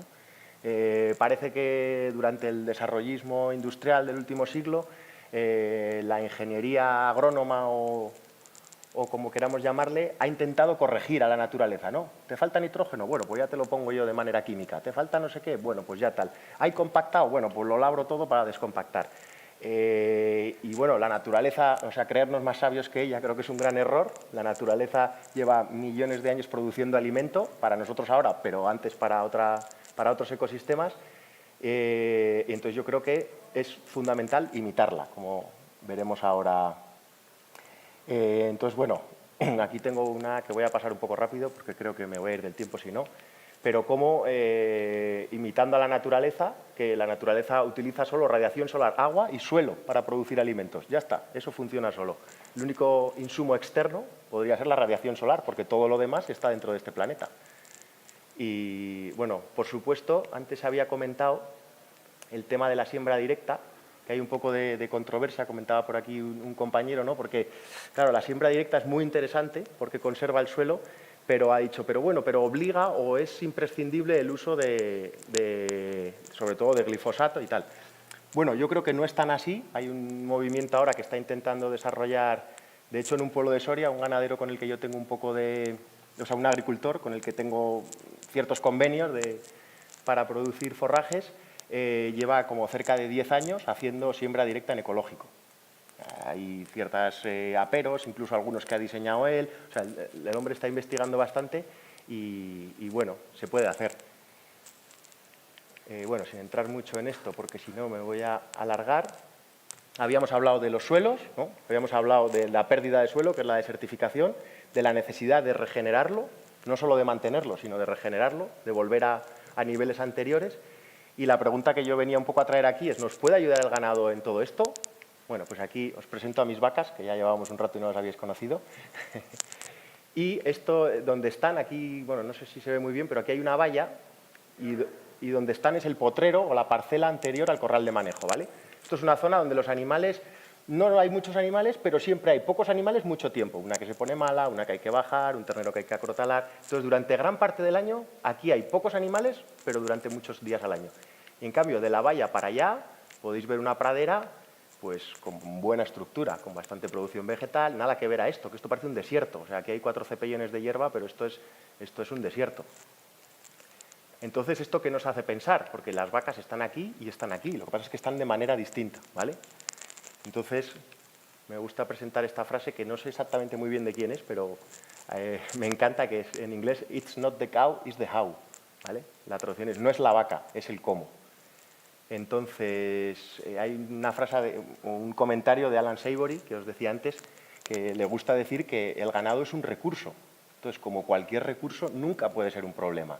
Lo que puede ser un problema es la gestión de ese recurso, ¿no? Pues al ganado le pasa eso. Esta es el mismo sitio, ¿vale? Lo que pasa es que la foto tomada desde aquí, hacia allá, para que se vea, ¿veis el moncayo? Para que se vea un poco cómo. Aquí, esta foto además está hecha hace 10 días o 15 cuando bajé las vacas, con unos cuantos litros que cayeron en septiembre. Esta pradera rápido se recuperó, empezó a producir hierba verde, sin una cobertura cercana o casi del 100%. Y en cambio en esta otra zona, con pluviometría igual, porque veis que la separan 5 centímetros de valla, hay zonas, pues eso, que son desiertos. Son zonas en las que por mucho, creo que han caído 70 litros en septiembre y no somos capaces de ver una brizna de hierba aquí. Pues esto no deja de ser un desierto. Entonces, bueno, vemos que quizás no sea el ganado el culpable de muchas veces que se le achaca la desertificación, sino cómo manejamos el ganado. Entonces, pero bueno, un poco también para centrarnos, a mí me gusta un poco hablar de ver el contexto, ¿no? Antes de ir a ver la práctica. Me gustaría unas pequeñas nociones de prehistoria que creo que todos tenemos en la cabeza, pero para recordar, ¿no? A lo largo, en todas las eras geológicas, ¿no? que ha habido en cada una unos animales que han reinado, por llamarlo de una manera, pues todos pensamos en la época de los dinosaurios, tenemos al Tyrannosaurus rex, ¿no? pero también teníamos grandes dinosaurios herbívoros que se alimentaban de plantas, de árboles, praderas, y que han coevolucionado con ellas. Entonces, los herbívoros mantienen a las praderas y también se mantienen de las praderas, pero también las mantienen, ¿no? Si no, una pradera sin herbívoros tiende a la matorralización y al bloqueo ecosistémico. Entonces, bueno, era el ejemplo de los dinosaurios porque creo que todos lo tenemos ahí en la cabeza, pero a lo largo de otras eras han sido otros grandes herbívoros. Siempre en todo ecosistema hay un gran herbívoro como base, después de la planta, el herbívoro, el carnívoro. Además, también está muy relacionado, me gusta hablar de la asociación planta-herbívoro-depredador, porque el hecho de que los herbívoros tengan depredadores también modifica su conducta y al final, como siempre ha sido así, hace que se comporten de la manera más beneficiosa para las praderas. Entonces, bueno, comentar que hace solamente 10.000 años, solamente porque en términos geológicos es muy poquito tiempo, el ser humano desarrolla la agricultura y la ganadería y entonces empezamos a sustituir los grandes herbívoros silvestres, que en aquel momento eran en Europa los suros o los bisontes, por ganado doméstico. Entonces empezamos a protegerlos poco a poco, desde hace 10.000 años hasta hoy, empezamos a protegerlos de los depredadores y empezamos a desarrollar la suplementación alimentaria, abandonando las transhumancias, ¿no? Antes, en invierno nos llevábamos las vacas a Extremadura y en verano las ovejas, y en verano las subíamos a Soria. Eso se va abandonando y se reemplaza por cultivar alimentos que les aportamos a nuestros animales en invierno. Entonces, con estos dos puntos, ¿en qué va redundando? En que tenemos ganados cada vez más sedentarios, o sea, que se mueven menos, y más dispersos, ¿no? Todos tenemos la idea de las vacas ahí pastando en la montaña, hay una vaca aquí, otra allí, otra aquí, otra allí. Entonces, eso tiene sus implicaciones, como luego veremos. Bueno, hace 50 años ya se globalizan las granjas intensivas, que no me gusta ni comentarlo porque creo que no es ganadería, creo que es industria. Entonces, bueno, volviendo a ese principio básico de agricultura regenerativa que os comentaba, que era imitar a la naturaleza, bueno, pues afortunadamente hemos manipulado o modificado toda la tierra, pero todavía quedan zonas en la tierra, pequeñas a lo mejor, esto es en el Parque Nacional del Serengeti, en Tanzania, donde los animales todavía están quizás sin la intervención humana, ¿no? Y se comportan como se habían comportado, porque también hay depredadores, porque están los leones, los tigres, etcétera. Entonces, esto es una manada de ñus, como os decía, en Tanzania. Y bueno, ¿qué podemos, imitando a la naturaleza? Por cierto, se me ha olvidado comentar que para imitar a la naturaleza es muy importante observar los procesos que en ella se dan e intentar entenderlos para intentar reproducirlos. Eso es observar, entender, reproducir. Es una cadena básica, me parece. Entonces, observando esta manada de bisontes, podemos ver que están muy juntos, ¿no? Los animales están muy juntitos, probablemente por la presión de los depredadores. Esto, si lo traducimos a ganadería, hablaríamos de altas cargas ganaderas instantáneas, ¿no? También sabemos que estos animales están aquí muy poco tiempo, porque están en constante movimiento. Hoy están aquí, pero mañana se irán a otra pradera de más allá. Y entonces, de lo que deducimos que el tiempo de pastoreo, el tiempo de exposición de la parcela a los animales, al diente de los animales, es corto, es muy cortito. Luego veremos también qué significa. Y estos animales, además, como realizan grandes migraciones, no vuelven a esta pradera, aunque les estemos reduciendo, los hayamos confinado en el Parque Nacional del Serengeti, pero hacen grandes rotaciones y no vuelven a esta pradera hasta pasados, a lo mejor un año o incluso más tiempo. Por lo que concluimos que el tiempo de reposo, tiempo que esa parcela está sin ser pastada, es bastante largo. Bueno, pues aquí veis una foto de mis vacas en la dehesa de Noviercas, intentando imitar ese comportamiento. Claro, nos ayudamos del pastor eléctrico, que podéis ver ahí. Entonces los animales están muy juntitos, tenemos unas altas cargas instantáneas. Tiempo de pastoreo corto, esta pradera se la comen en una mañana o un día como mucho, y al día siguiente hay que moverlos a otro sitio. Y tiempo de reposo largo, no volverán a esa pradera hasta que la planta, luego lo veremos con más detalle, no haya completado su ciclo vegetativo. ¿Qué conseguimos con esto? Con las altas cargas instantáneas conseguimos una cosa muy importante, que es el efecto manada. Y con el efecto manada conseguimos el pastoreo no selectivo. Voy a intentar explicarlo. Aquí veis estas vacas muy juntas, todas con la cabeza agacha, comiendo sin preocuparse de que a 40 centímetros tienen otra comiendo. Esto es una imagen difícil de ver. Con las ovejas es más fácil, pero con las vacas no creo que la hayáis visto muchas veces. Como os digo, las vacas suelen estar por ahí esparcidas, cada una comiendo a su rollo y que no le molesten las demás. ¿Con esto qué conseguimos? Que la perturbación del pastoreo, o sea, ese diente, esa perturbación que recibe la hierba, se produzca en todas las especies herbáceas por igual. Porque si no, la vaca es un poco puñetera, o como nosotros, ¿no? Si nos dejan la borraja no nos la comemos, se coma todo, porque está preocupada, porque su compañera de al lado está comiendo con ansia, entonces dice, me voy a comer todo sin mirar a ver lo que como, porque si no viene aquí Angelilla, se llama esta, y me lo quita. Entonces, con esto se consigue, luego lo comentaré, una presión, una perturbación o una presión selectiva sobre todas las plantas de la pradera por igual, lo cual hace que se favorezcan las que han coevolucionado con el ganado, que son las más interesantes a nivel pascícola. Y respecto a los tiempos, con los tiempos conseguimos, con el tiempo de pastoreo corto, conseguimos no comernos el rebrote, que se llama, que es no comernos, la planta nos la comemos y después de comida vuelve a querer salir. Pues es no comérnosla, ese rebrote, hasta que no se haya recuperado, hasta que no haya completado su ciclo. Por eso, importancia de tiempo de pastoreo corto, tiempo de reposo largo. Entonces, como os comentaba, una presión selectiva por igual sobre todas las plantas herbáceas favorece las especies pascícolas. De aquí viene un poco la paradoja pastoril, que a todos os sonará, ¿no? Y aquí me gustaría también comentar algo que se ha dicho antes. Con los tiempos, tanto de pastoreo corto como de reposo largo, conseguimos no sobrepastorear. Entonces, hay una idea extendida y que en esta charla, si logro cambiar esa idea, ya me voy contento. Y es que el sobrepastoreo no depende del número de animales. Antes, compañero ha dicho, no sé si le ha traicionado la tradición, pero ha dicho 0,2 UGM, para el ecorégimen tiene que ser entre 0,2 UGM y 1,2 UGM. Y ha hablado no infrapastorear y no sobrepastorear. Bien, pues voy a intentar explicaros cómo el sobrepastoreo no depende del número de animales, que ha sido una receta básica. Tenemos 100 animales en esta parcela, sobrepastorean, pues quita 50, sobrepastorean, quita 25, y el sobrepastoreo sigue estando, porque no depende del número de animales. Voy a intentar explicarlo. Y para explicar eso, pues me gustaría explicar un poco la relación pasto-herbívoro, ¿vale?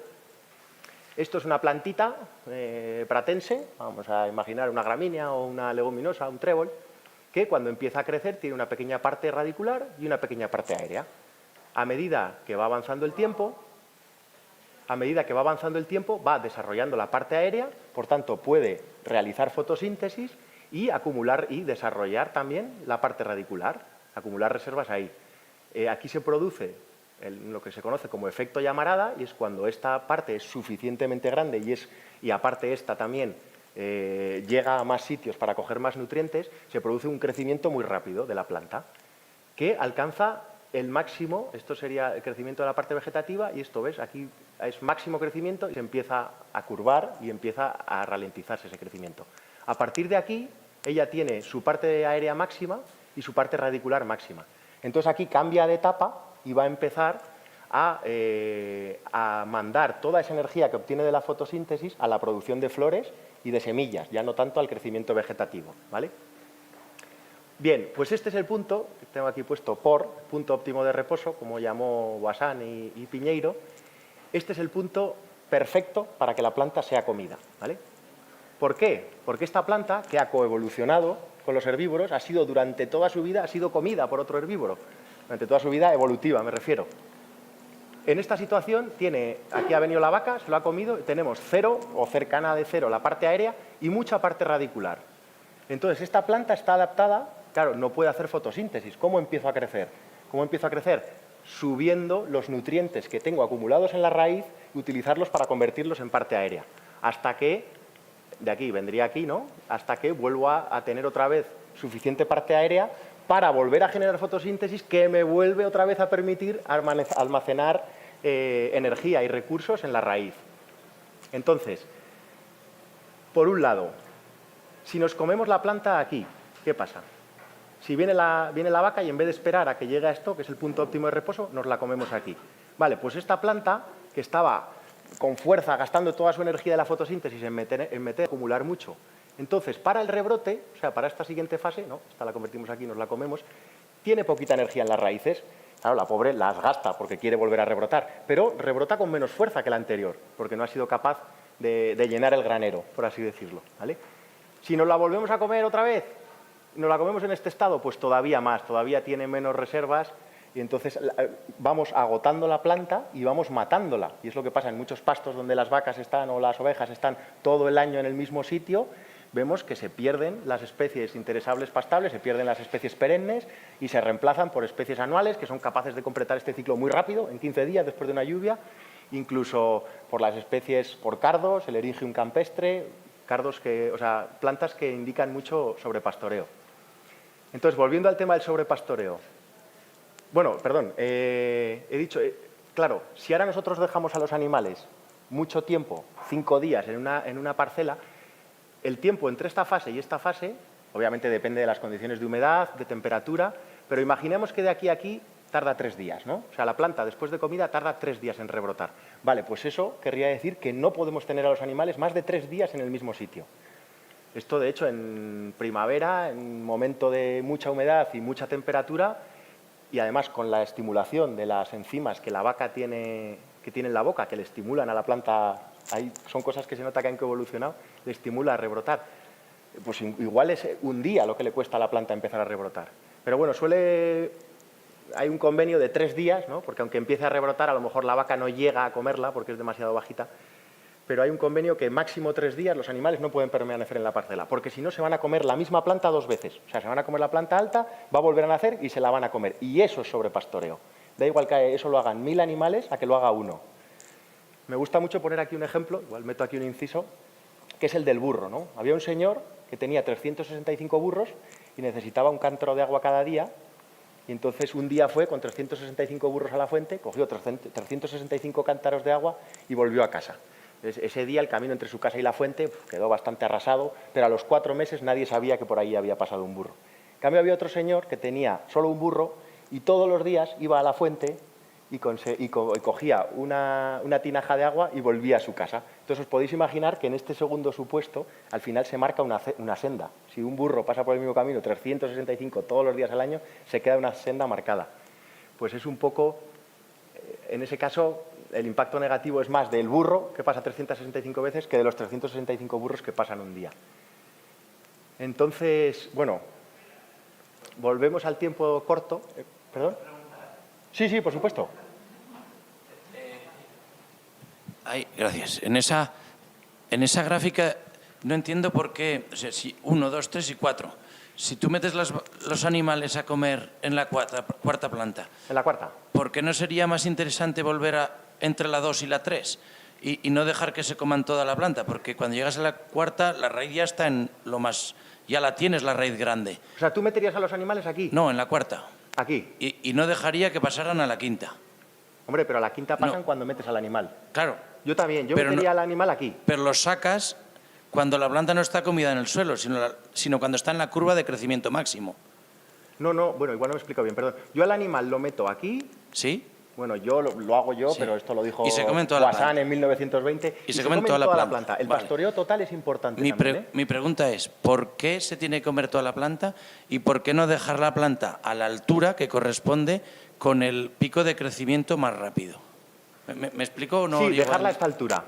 Ahí, entre la planta 2 y la 3, ¿por qué no dejar la planta ahí, que es cuando más rápido crece? Claro, pero eso es muy difícil. De hecho, hay una cosa que se llama, si entramos un poco más en el PRV, se llama ganado se llama el lote de despunte, que se llama, y el lote de repaso. Porque también es muy importante, a ver si te intento explicar bien, el pastoreo total, o sea, que todas las plantas sean comidas, ¿vale? Entonces los animales, las 3 o 4 primeras horas que entran a la parcela, lo que hacen es elegir. Aunque está un poco el efecto manada, pero también eligen y se comen los tréboles, pero la gramínea dura, esa la dejo para después. Entonces es muy difícil conseguir una perturbación homogénea en todas las plantas de la pradera que se queden así. Si tú haces eso que dices tú, tendrías los tréboles rasos por aquí y yo qué sé, no me acuerdo ahora de un ejemplo que no les guste mucho a las vacas, pero una gramínea o lo que sea, alta. Entonces eso no interesa, interesa que la perturbación sea igual para todas. Porque, como hablábamos, las especies que han coevolucionado, si le haces un pastoreo total, la dejas así, es capaz de pasar a este estado muy pronto. No sé si... De todas maneras, hay gente que habla del pastoreo total, también podéis, otros autores, Johann Schietzmann, Jairo Restrepo, tal, y hay algunos que dicen que el pastoreo debe ser total, hay otros que efectivamente dicen como tú, que bueno, que es mejor no comerlo entero, también previendo lo que va a pasar después, y después va a venir un agosto calurosísimo y sequísimo, a lo mejor no es bueno que la dejes así, porque no le va a dar tiempo a rebrotar y entonces estás dejando el suelo muy desnudo. A lo mejor es bueno cierta cobertura. Pero bueno, esto ya son detallitos de afinar, que si quieres voy a seguir y comentamos un poquito luego. Entonces, otro efecto que tiene esto, bueno, habíamos hablado de sacar al animal aquí para que no se coma este rebrote y no volverlo a meter hasta que no llega ahí. De ahí vienen los tiempos, tiempo de reposo, o sea, tiempo de exposición corto, tiempo de reposo largo. Y después hay otro concepto aquí muy importante que es la bomba de carbono, ¿vale? ¿Qué pasa con esta planta cuando crece? Que se va autopodando, o sea, coge las sustancias, los minerales, la energía de sus raíces y como tiene una descompensación entre la fase aérea y la fase radicular, va abandonando raíces. Entonces estamos introduciendo materia orgánica en el suelo y encima en zonas bastante profundas, que es muy difícil introducir materia orgánica en zonas profundas. Muy fácil echar con un esparcidor de estiércol, ¿no? y meter, pero llevarla hasta aquí sin tocar la estructura del suelo es realmente difícil. Bien, pues esto puede hacer. Pero es que dejando materia orgánica en el suelo no solo estamos dejando materia orgánica, la materia orgánica está formada en gran parte, como sabéis, de carbono. Entonces estamos fijando ese exceso de carbono que al quemar ciertos recursos lo hemos sacado a la atmósfera, estamos volviéndolo a coger tú para adentro, que es donde deberías haber estado. Entonces es un proceso muy interesante. Entonces ahora que hemos entendido un poco cómo funciona la relación pasto-animal, qué pintan los animales en el ecosistema, pues vamos a hablar de un poco de los impactos negativos que se le atribuyen al ganado, ¿no? Todos hemos hablado, yo en ese papelito he puesto cosas de estas, que son la compactación, ¿no? Es decir, fincas ganaderas pues se compactan mucho cuando están las vacas, el sobrepastoreo, que comentabais, y las emisiones de gases de efecto invernadero. Pero sabemos que la compactación está muy relacionada con la ausencia de materia orgánica. O sea, la zahorra que se echa en los caminos, que se compacta como el hormigón, es porque tiene cero materia orgánica. En cambio, el humus que compramos en un plantero para sembrar unas rosas es imposible de compactar. Tú la apretas, sueltas y se deshace, ¿no? Entonces, la materia orgánica es una gran vacuna contra la compactación. Si hemos visto que los animales son capaces de introducir materia orgánica en el suelo, no solo mediante las raíces, por el pastoreo bien dirigido, sino mediante sus heces, pues bien gestionados, creo que pueden mitigar al menos los efectos de su propia compactación. El sobrepastoreo, pero hemos dicho, y espero que os haya quedado claro, que el sobrepastoreo está relacionado con los tiempos de pastoreo y de reposo, no con el número de animales. Perdonad si soy muy pesado y insisto mucho en este concepto. Y en cuanto a la emisión de gases de efecto invernadero, que es verdad que el estómago de los rumiantes genera mucho metano, que es un gas de efecto invernadero, pero hemos visto que también, con un pastoreo dirigido, también es capaz de meter carbono en el suelo. Entonces, bueno, habría que ver cuál es el balance. Entonces, bueno, un poco como conclusión, ¿no? ¿Qué aportan los animales? Y en concreto no he puesto los animales, sino el pastoreo dirigido, porque una vez más, como quería decir antes, los animales no son ni buenos ni malos, sino que cómo los manejemos hace que pasen de ser malísimos a buenísimos, desde mi punto de vista. No sé si son los adjetivos. Entonces, su principal arma, su principal herramienta, su principal ventaja es que aumenta mucho la cantidad de materia orgánica en el suelo, que como veíamos era básico para regenerar cualquier suelo. Mediante las raíces que hemos comentado y mediante las heces. Entonces, con el aumento de materia orgánica aumentamos la vida en el suelo, aumentamos la producción primaria, aumentamos la producción de carne y, en definitiva, regeneramos los suelos con animales bien manejados. Además, sabemos vamos a ver que secuestra CO2 atmosférico. Esta gráfica es un estudio hecho en una ganadería de Estados Unidos, en White Oak Pastures, que gestiona 5.000 hectáreas, o sea, no es una tontería. Entonces vemos que los animales tienen, esto es en toneladas, kilogramos de CO2 equivalente, sabéis que el metano se transforma en CO2 equivalente para poder hacer sumas y restas, por kilogramo de carne producida, ¿vale? En bovino. Entonces vemos que efectivamente los bovinos emiten a la atmósfera, sobre todo con los eructos, pero con los gases, muchísimo CO2 equivalente en forma de metano, 29 kilogramos por kilo de carne. Las heces también tienen emisiones porque tienen óxidos nitrosos, las actividades del campo, porque claro, hay que ir con un tractor a echarle la paja a esas vacas, el sacrificio y el transporte, porque hay que llevar al animal al matadero y el matadero tiene unos gastos y gasta una energía, y etcétera, etcétera. Y en cuanto negativo, tenemos a carbono en las plantas, porque toda planta que está crecida y está ahí tiene carbono, porque, como sabéis, la química de la vida es la química del carbono. Necesitamos carbono para crear plantas. Y esto es lo más importante, con un manejo regenerativo bien hecho, la cantidad de carbono que se fija en el suelo. que es más, como veis en este estudio, en esta ganadería, con ese manejo, no habría que ver en otros sitios, pero es más, se fijan 35 kilos de CO2 por kilo de carne en el suelo. De tal manera que el balance neto, fijaos, de una ganadería bien manejada es negativo. O sea, fija carbono, no emite carbono. Entonces, bueno, aquellos que se quieran hacer vegetarianos para luchar contra el cambio climático, les recomiendo que en vez de hacerse vegetarianos pasen a comer carne regenerativa. Entonces, claro, aquí se ve muy bien si nos vamos a una... Uy, me caigo. Lo que sería la ganadería industrial, que es así que desde mi punto de vista es muy mala, sería quitarle esto, ¿no? Porque ni fija carbono en plantas ni fija carbono en el suelo. Entonces, claro, es dramático la cantidad de CO2 equivalente que emitiría por kilo de carne sin tener nada que lo compense. Y bueno, también meto aquí esto porque para los ganaderos, pues con este manejo, o sea, este manejo no solo es bueno para el suelo y para el medio ambiente, para el clima, sino que también es bueno para nosotros, para los ganaderos y para los animales. Porque, como hemos visto, aumentamos la producción de forraje, por tanto, aumentamos nuestra producción de carne y además es que obtenemos, como movemos a las vacas mucho, obtenemos pasto limpio y fresco cada día, que es muy importante para cortar el ciclo de los parásitos, de los virus y para que, en fin, las vacas pues estén felices y sanas, me gusta decir. Bueno, entonces ahora, después de, no sé si me estoy pasando ya de tiempo, ¿cómo vamos? Sí, ¿no? Igual me estoy acercando ya al final. Voy a intentar ir un poco rápido. Otra herramienta muy potente de los animales es el redileo, ¿vale? Os he puesto aquí unas fotos. Esto es una recuperación de una mina a cielo abierto en Chihuahua, en México. Hay un vídeo por ahí en YouTube donde Enrique Guerrero cuenta muy bien, en Regenerando desde cero, cuenta muy bien todo el proceso de regeneración en el que se utilizaron animales. Claro, con altos, aquí sí, con altos insumos externos, o sea, esto es forraje traído de otras fincas, obviamente. Aquí los animales están actuando de compostadora, de estercoladora y de sembradora, porque estos animales se comen este forraje, pasa por su estómago, por su sistema digestivo, lo compostan, lo reparten en forma de heces, están repartiendo nutrientes y repartiendo materia orgánica y además, como hay varias semillas, muchas semillas que son capaces de pasar el tracto digestivo del animal, también lo está resembrando. De tal manera que al poco tiempo ya empezamos a ver, ¿veis los rectangulitos donde han estado los animales? Y veis de dónde se parte, ¿vale? O sea, esto es una mina a cielo abierto recuperada, esto es una gravera, o sea, la materia orgánica aquí, porque no puede ser negativa, que si no lo sería, ¿vale? Pero es un cero patatero. Aquí son piedras grandes y piedras machacadas, pero no hay nada más. Y rápidamente, a mí me gusta poner esta imagen para que veáis el resultado final, que es espectacular. O sea, esta foto creo que es más o menos esta zona y es espectacular lo que se ha conseguido. Parecería mentira, no sé en cuántos años es, pero no es en 30 años, ¿eh? O sea, es en muy poco tiempo. Entonces, el redileo es una herramienta muy potente con los animales. Para zonas degradadas y... A ver, ahora. Vale. Para zonas degradadas y yo lo utilizo también para otra cosa, ¿no? Bueno, entonces hemos visto un poco que los animales quizás son una herramienta bastante buena para regenerar suelos y para mantenerlos. ¿Y cómo lo hacemos en Moncayo Ecológico, en Soria? Es fundamental una planificación del pastoreo, ¿no?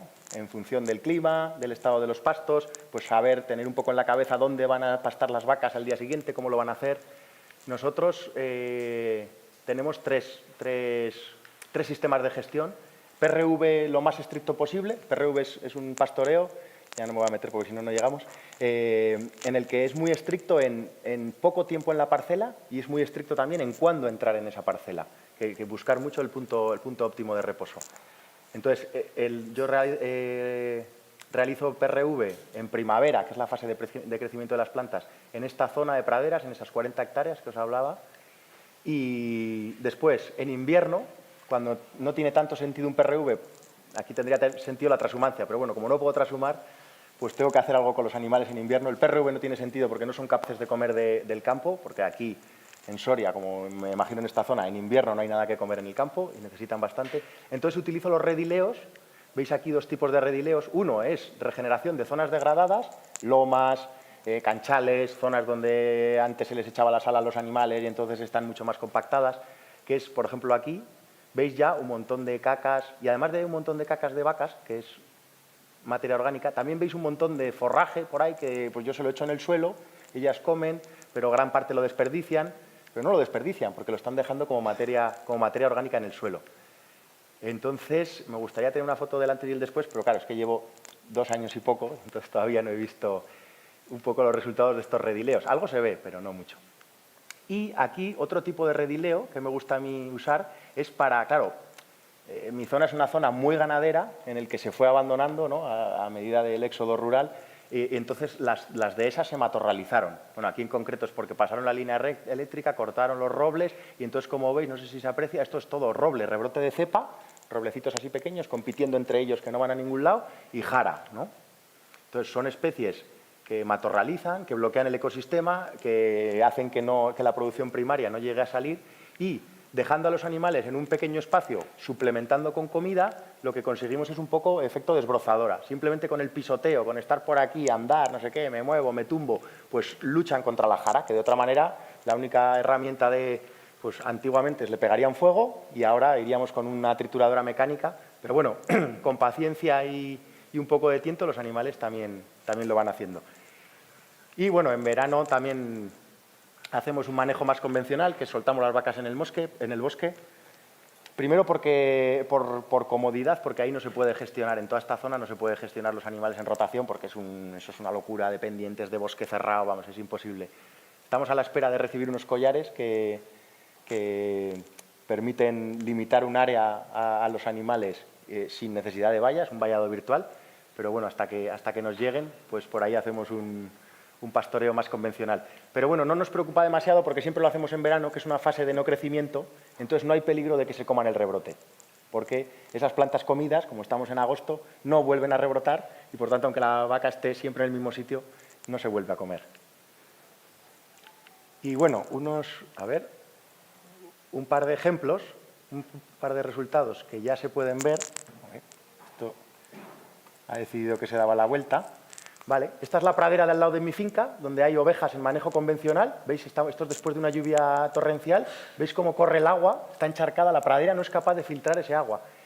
No sé por qué se ha puesto al revés. Y ahora, cuando mire a mi zona, que es de esa valla para allá, fijaos, qué distinto.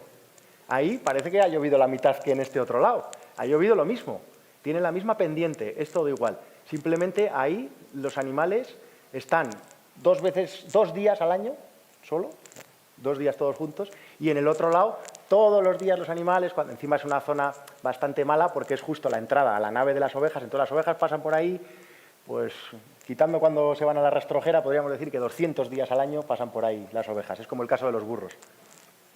Y en el mismo sitio, que no sé si ha visto muy bien el vídeo, entre que está inclinado, en el mismo sitio esta valla delimita hacia allá donde pastan las ovejas, un manejo convencional, y eso que las ovejas dentro de la ganadería extensiva es lo más cercano a la ganadería regenerativa, porque van todas juntas, porque el pastor las lleva un día aquí y el otro día allá, porque transtermitan, que es un poco como la transhumancia, pero en pequeña escala, entonces es uno de los mejores manejos convencionales que hay. Pero fijaos, esto es el primer año, el primer año de estar ahí, ya se nota, esta pradera que ha sido pastoreada, y ahí influye lo que hablábamos antes. Esta pradera fue pastoreada de manera total, o sea, se quedó rasa, no había ni una hierba que levantara 1 centímetro. Entonces esas plantas, además comidas justo antes de acabar su fase vegetativa, dicen, ostras, que se me han comido, tengo que completar otra vez el ciclo. Entonces, completar otra vez el ciclo, volver a crecer, echar hojas, fotosíntesis, fijar raíces, hasta que llegan a echar la semilla, una espiguilla que se ve por ahí, le lleva un tiempo. En cambio, aquí, que las ovejas han pasado y se han comido esta hierba sí y esta no, pues hay algunas que sí que se las comieron y han rehecho su ciclo, pero hay otras que no se las han comido, entonces han dicho, bueno, pues ya me toca, me agosto, saco semilla y hasta otro año. Entonces aquí, obviamente, al tiempo se igualaron las dos, cuando llegó el 15 de agosto o el 20 de agosto, las dos estaban amarillas. Pero esto creo que es en julio o así, y sí que hubo unos días en el que mis praderas se mantuvieron más verdes, o sea, ahí veis la prueba, delimita la valla perfectamente. Como antes, mismas características edáficas, misma precipitación, lo único que cambia entre un lado y otro de la valla es el manejo de los animales. Y a ver. Vale, bueno, aquí voy a pasar un poco rápido. ¿Cómo lo hacemos? Pues intentamos que los animales tengan el mínimo estrés, hacemos producción propia de alimentos, haciendo siembra directa en ecológico, o sea, sin utilizar herbicidas. Este año nos salió muy bien, porque fue muy bueno, otros años no nos sale tan bien. Aquí está espectacular. Fijaos, siembra directa sin herbicidas y solo hay beza y avena, un poquito de centeno de ricio del año anterior, pero nos quedó. Utilizamos razas autóctonas que creemos que se adaptan mejor al ecosistema Y bueno, mientras el ganado va haciendo un montón de cosas por nosotros, que nos permite obtener una carne riquísima, la carne de pasto, que además tiene unos perfiles grasos, unas características organolépticas y de salud para aquel que la come. Por aquí tenéis los estudios, luego si a alguien le interesa se los paso. Mucho mejores que esa misma carne alimentada con cereales. Bueno, trabajamos también, un poco intentamos la filosofía del campo a la mesa, ¿vale? Llegar directamente al consumidor final, y entonces buscamos que nuestra ganadería tenga un impacto pues, tanto en el ecosistema, como un impacto positivo, tanto en el ecosistema como en los animales, como en las personas, las que se lo comen, las que trabajan y las que viven de ello. Y bueno, pues eso, simplemente dejar la idea que la clave, el ganado como herramienta para regenerar los suelos, sí, la clave, el manejo. Manejo, manejo y manejo. Y nada más. Muchas gracias.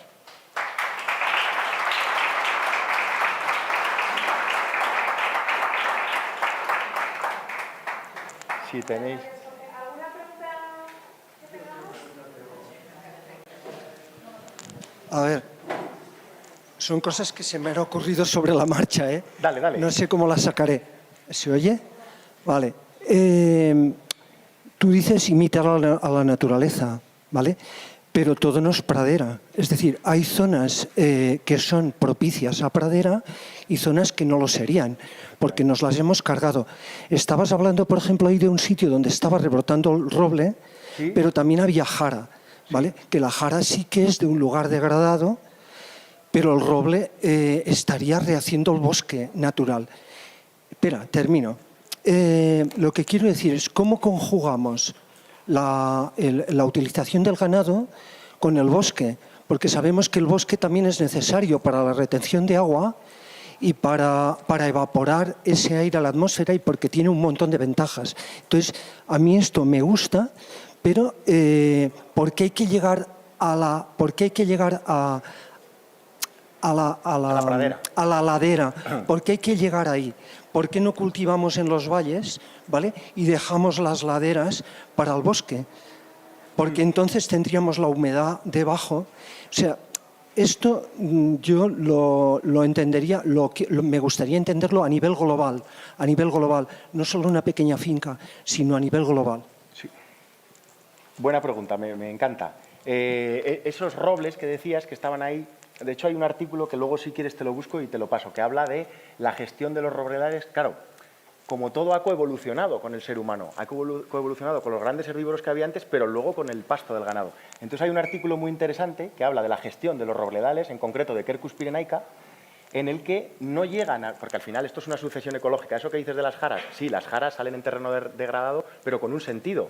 Para que haya una sucesión ecológica son las únicas capaces de salir cuando no hay suelo, después se van pudriendo, van generando un poquito de materia orgánica, después viene el pequeño roble que es capaz de salir. Entonces es una sucesión ecológica que al final acaba en un bosque maduro. Por supuesto, acabará, pero a lo mejor le cuesta 300 años, o 400 o 500. Con el ganado creo que se acortan tiempos, ¿vale? Entonces, a ver qué quería... Sí, el bosque maduro.